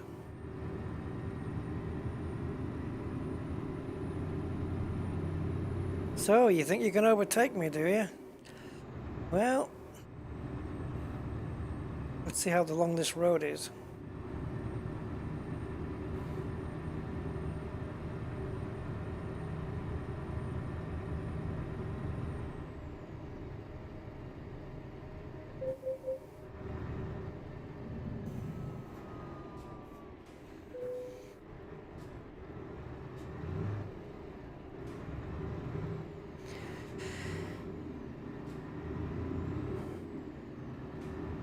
Come on, truck. Unbelievable. There are just those days when everything works against you.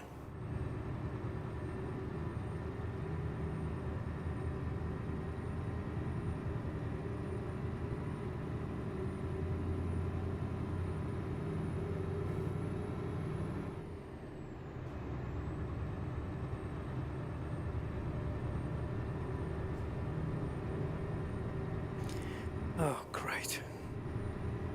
Is this an actual turn off, or? Yeah, it is. Okay. It's one that we all have to do, I think. Isn't it? Right. No? And then exit right. Screw you, coach. I was chasing after him, but of course, I decide either to pass him or take the route.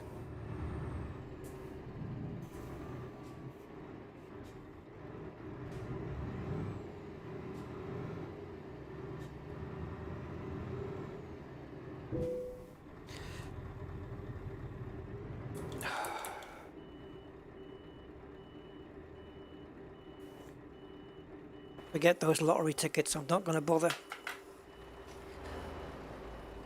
Oh, I didn't see that central reservation thing.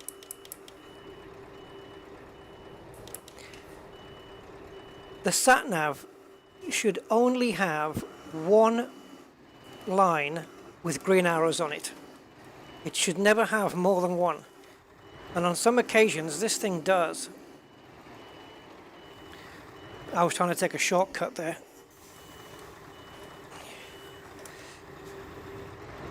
Right, fine, fuck it, we'll do it your way.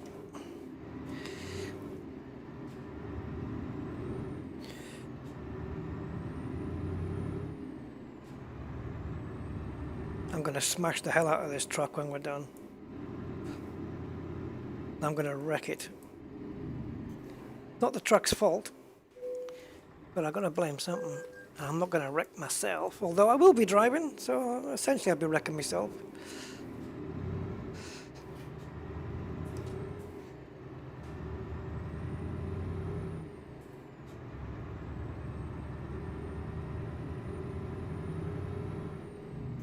I think we should have been there at lunchtime.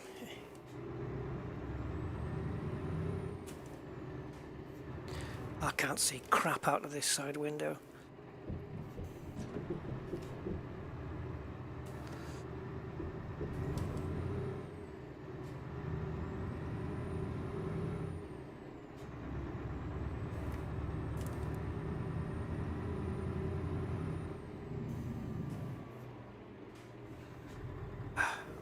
Can't never get the braking nailed.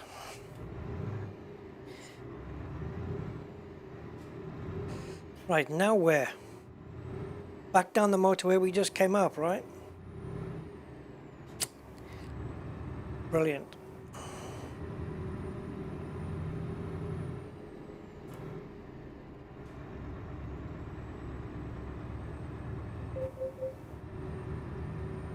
Like, what's that? That red line on the sat-nav that doesn't have the arrow on it? That curve? Why is that there? What is the significance of that?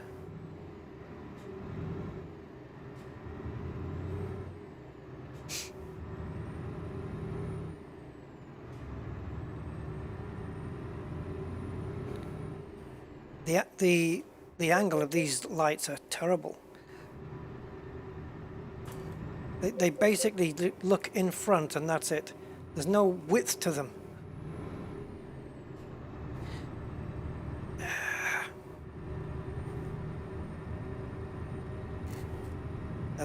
In this darkness I'm bound to crash. I'll hit something that I won't see until the last second.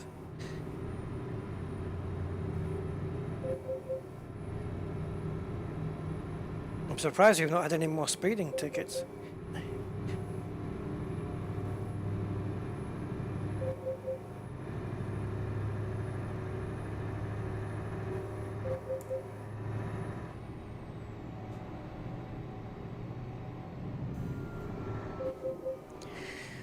Right, which way do you want me to go?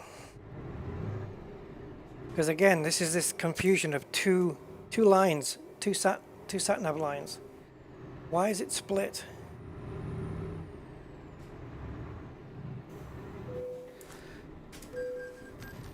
God. I think we've paid more tolls than we've had tire rotations.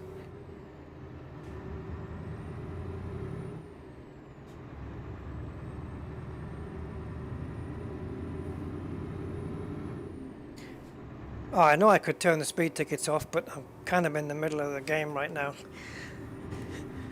No, I'm not going to turn it off.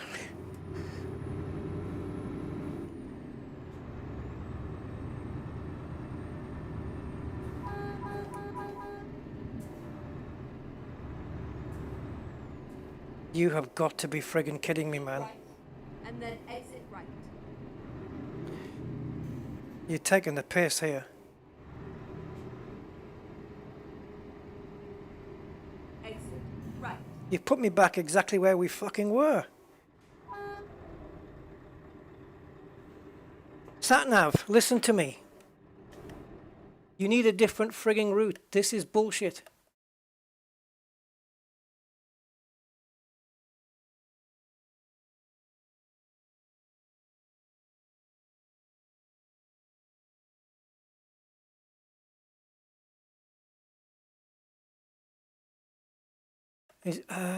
Oh, you can. No, you can't. You can't reset the navigation based on the job.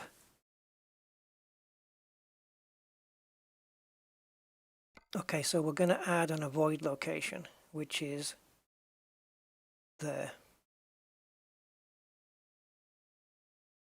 Okay. There. All right.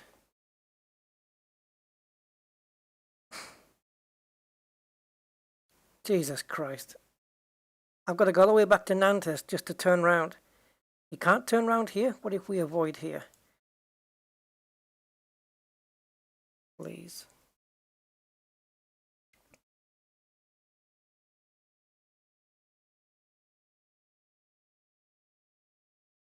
Where the hell did we pick up this cargo from? I don't think we've made any progress whatsoever.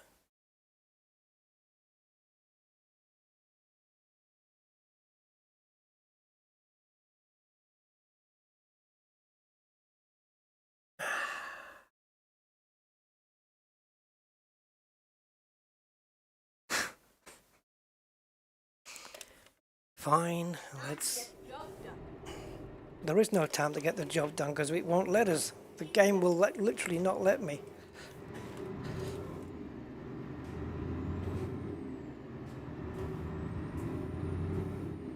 And they say, oh, the client needs the delivery soon.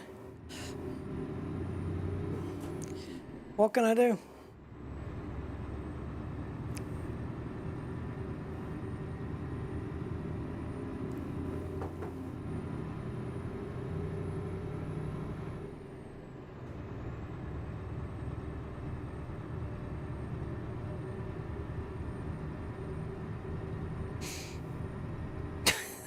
This is just absolutely ridiculous. The first job we did was so much longer in distance, but yet it's gonna. I bet it's gonna work out to be a quicker job than this one. Keep right, and then exit right. I'd rather just wreck the truck Exit. and then have the the recovery vehicle take me closer to my destination. It would just be faster. Because my brain is tired now, and I'm getting into stream length territory that I don't want to be in.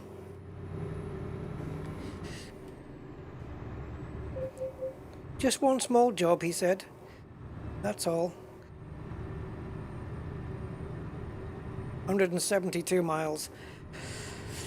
And it keeps... The closer we get, the more it goes up.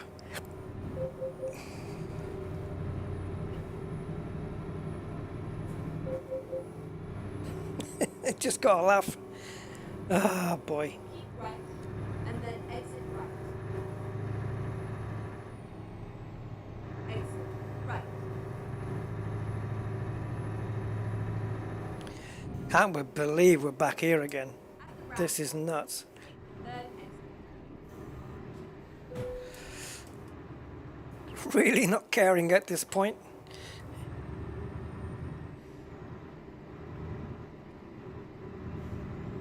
Exit now. I wouldn't want her as my pace notes co-driver in a rally. Take the second exit. What the hell did you brake for? There was nothing coming. If you stop at a giveaway when there's nothing coming, you fail your driving test.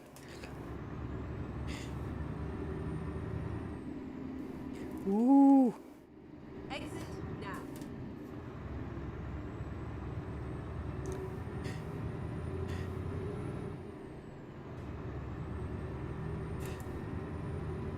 We're going to get a penalty for late delivery. You see. The client won't be happy, we'll lose some reputation. Yeah, the whole spiel, the whole thing.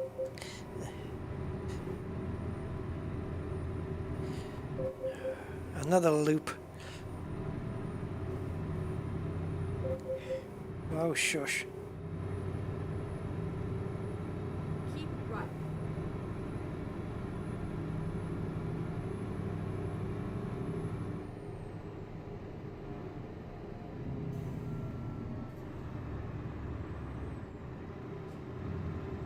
I'm just pretending I'm in Assetto Corsa for trucks.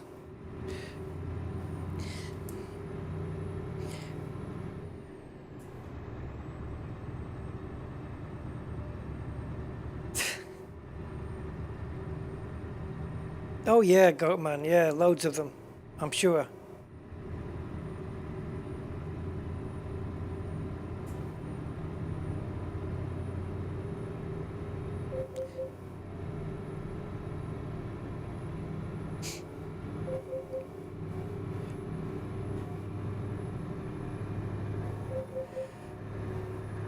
That makes no sense. That's unless it's the same graphics, the same assets, a police car and a fire engine. That can't be the same spot again. It can't be.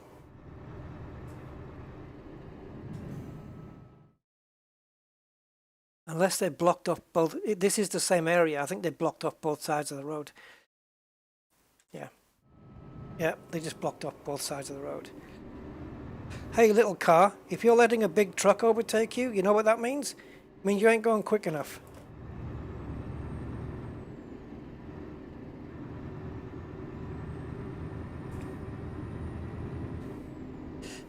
Put your mint humbugs away and drive.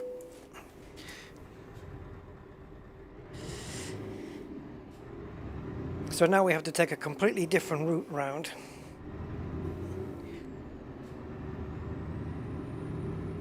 I must be carrying some weight. These other trucks are just getting away from me.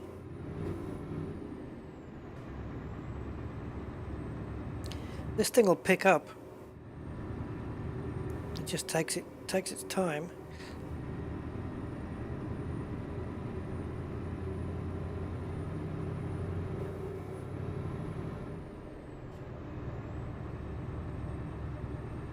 What are we now?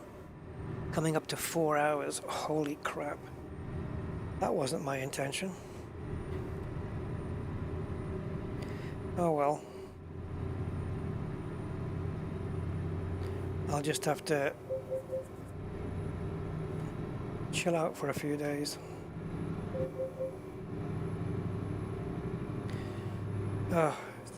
What I need right now, Mr. Goatman, is wings so I can fly.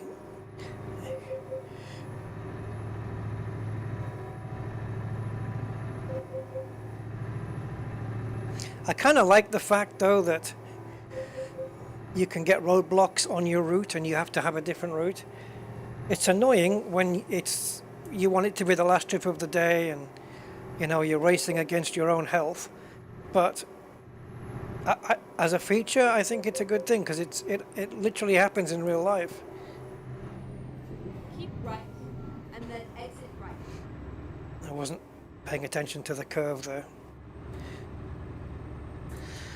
Oh, hey, new record, guys. We got it underneath 100 miles. Exit right. Go straight. See, again, thick line syndrome. At the roundabout, take the third exit.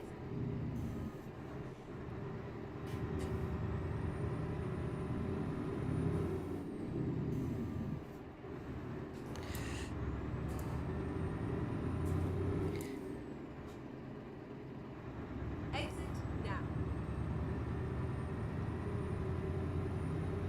Yeah, my head's busting here. I'm determined to see this job through.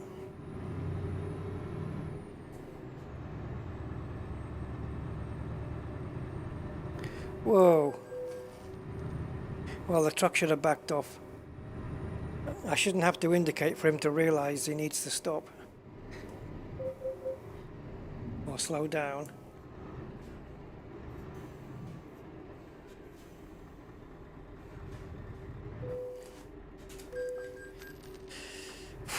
Come on.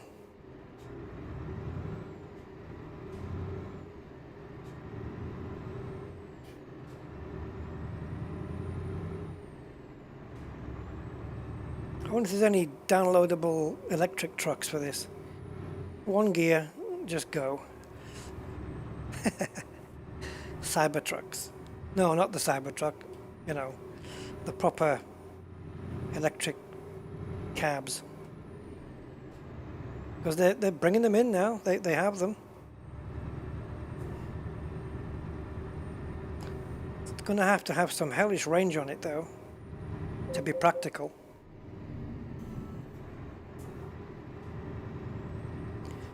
This is full beam. I don't like these lights. Why are the arrows pointing that way? Okay. I must be on a narrow road. Yeah, I guess I'm off the motorway.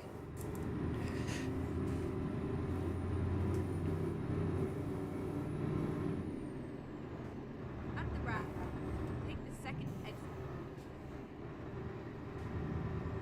Exit now. Is there any point in having that rear view mirror? It's just black.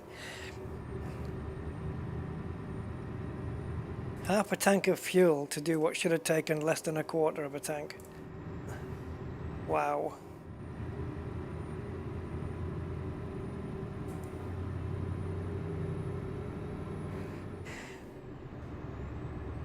At the roundabout, take the second exit. Exit now.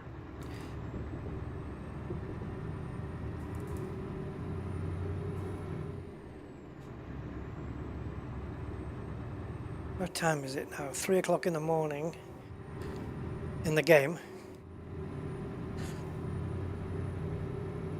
See, the truck has got its own bed. You should be able to turn the engine off and rest whenever you want. Get a couple of hours sleep.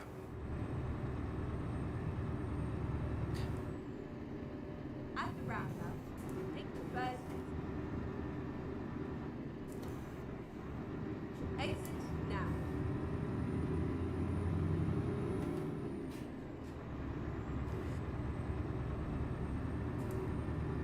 It's weird, I've been speeding the whole, as much as I can, the whole distance. And I don't think I've had a speeding ticket.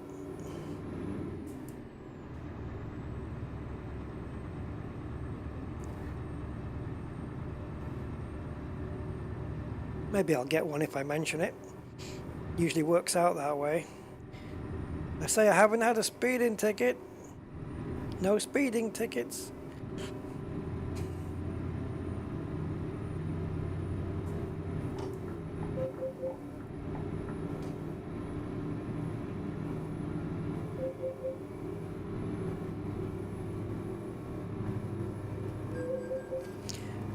Oh, that was a crash. What, I hit him? Or did I hit my truck into the rail? I don't know. No, it was a vehicle, wasn't it? Oh well. Too bad. C'est la vie and all that.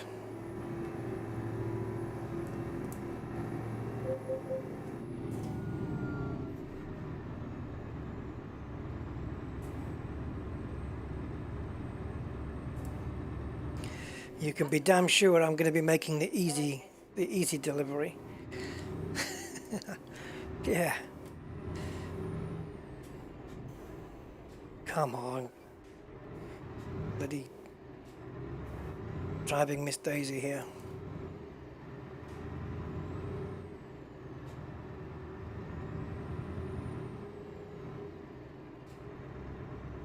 Exit now. What, now? Or now? Did you mean now or now? Now?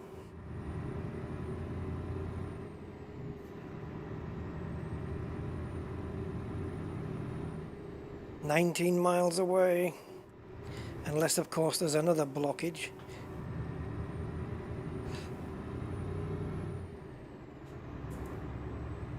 Can we get there? Can we?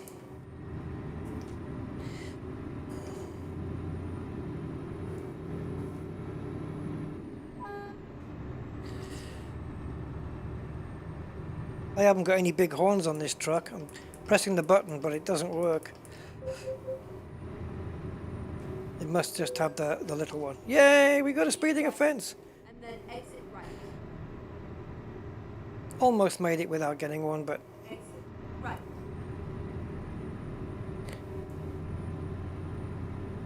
At the roundabout, take the third exit.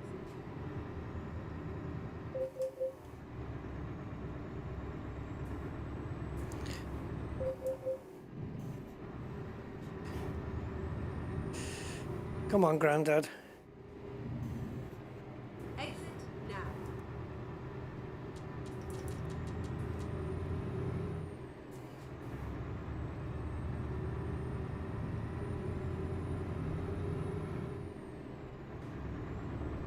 Three miles, 2 miles. Oh, Looks like I've not been here before. Can't discover much at night, but I'm not sure if you get points or anything for that. Keep right. Or XP, the universal game currency. At the roundabout, take the third exit.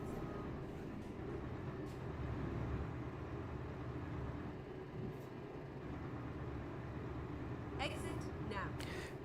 Well, now or now? See, she's late on the calls, man. You would be sacked from a rally event.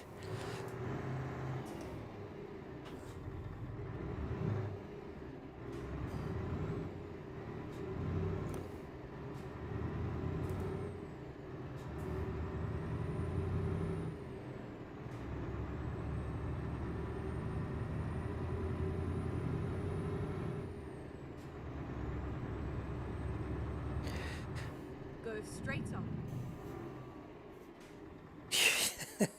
Obeying the red light after everything I've just been through. Got a question mark on the map there.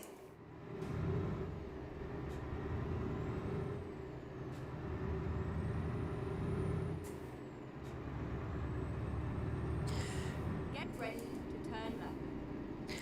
I'm sure you guys have heard of Wreck-It Ralph. I think it was a movie or something. Well, I'm about to bring you the sequel Turn left. called Wreck-It Rusty.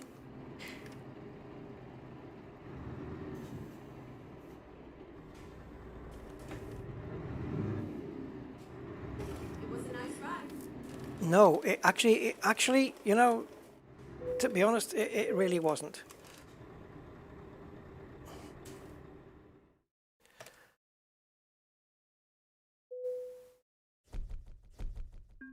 Late. I got $5 grand. Fine, 5,100. But how much are the repairs going to be? Well, we're never going to know, because they may not be totaling 5,000, but they're going to. Let's kick some ass.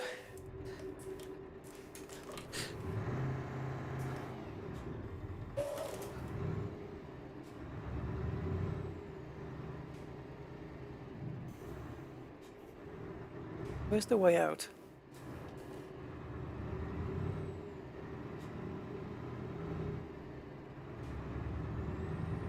Hey, truck.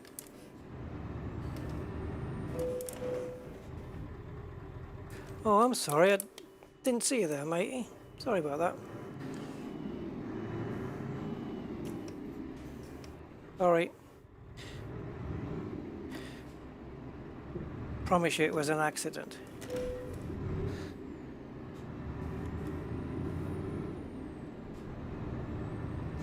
Do do do do do. Ooh, skip. Oh.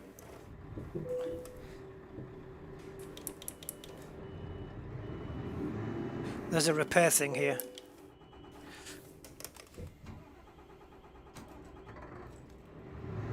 So okay, engine's giving me shit now.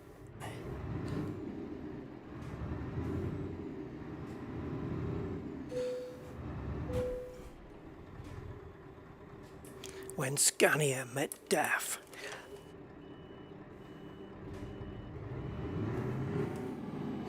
My headlights are working fine.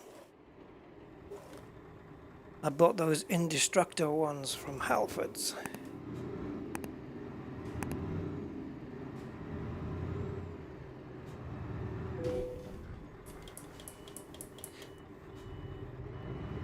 I was going to do some high-speed stuff, but I didn't realize that the repair thing was going to be right here. I wonder how much it is now.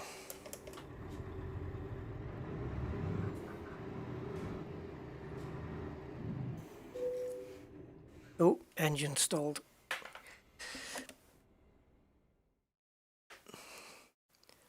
Now, I did have a little bit of damage before I started the job. Oh, it's only 63 grand for the repairs.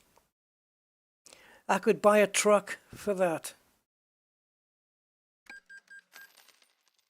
Right, now let's wreck it again. How many... all the money I earned today, which is ironically about 56,000, has all gone on to repair that truck now. So everything I've done in the last 4 hours, money-wise, has been for nothing. How about that then?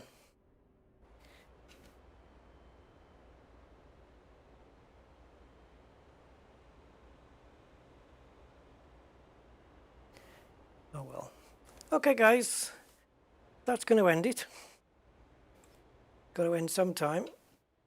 So yeah, I can't believe I've just done a 4-hour stream. I said I wasn't going to do any more of those. But at least it's not 5 hours or 6 hours. Anyway, for those who are still here, thank you for being here. And I will catch you on the next one, whenever that will be. So until then, take care, and I'll catch you next time. Bye-bye.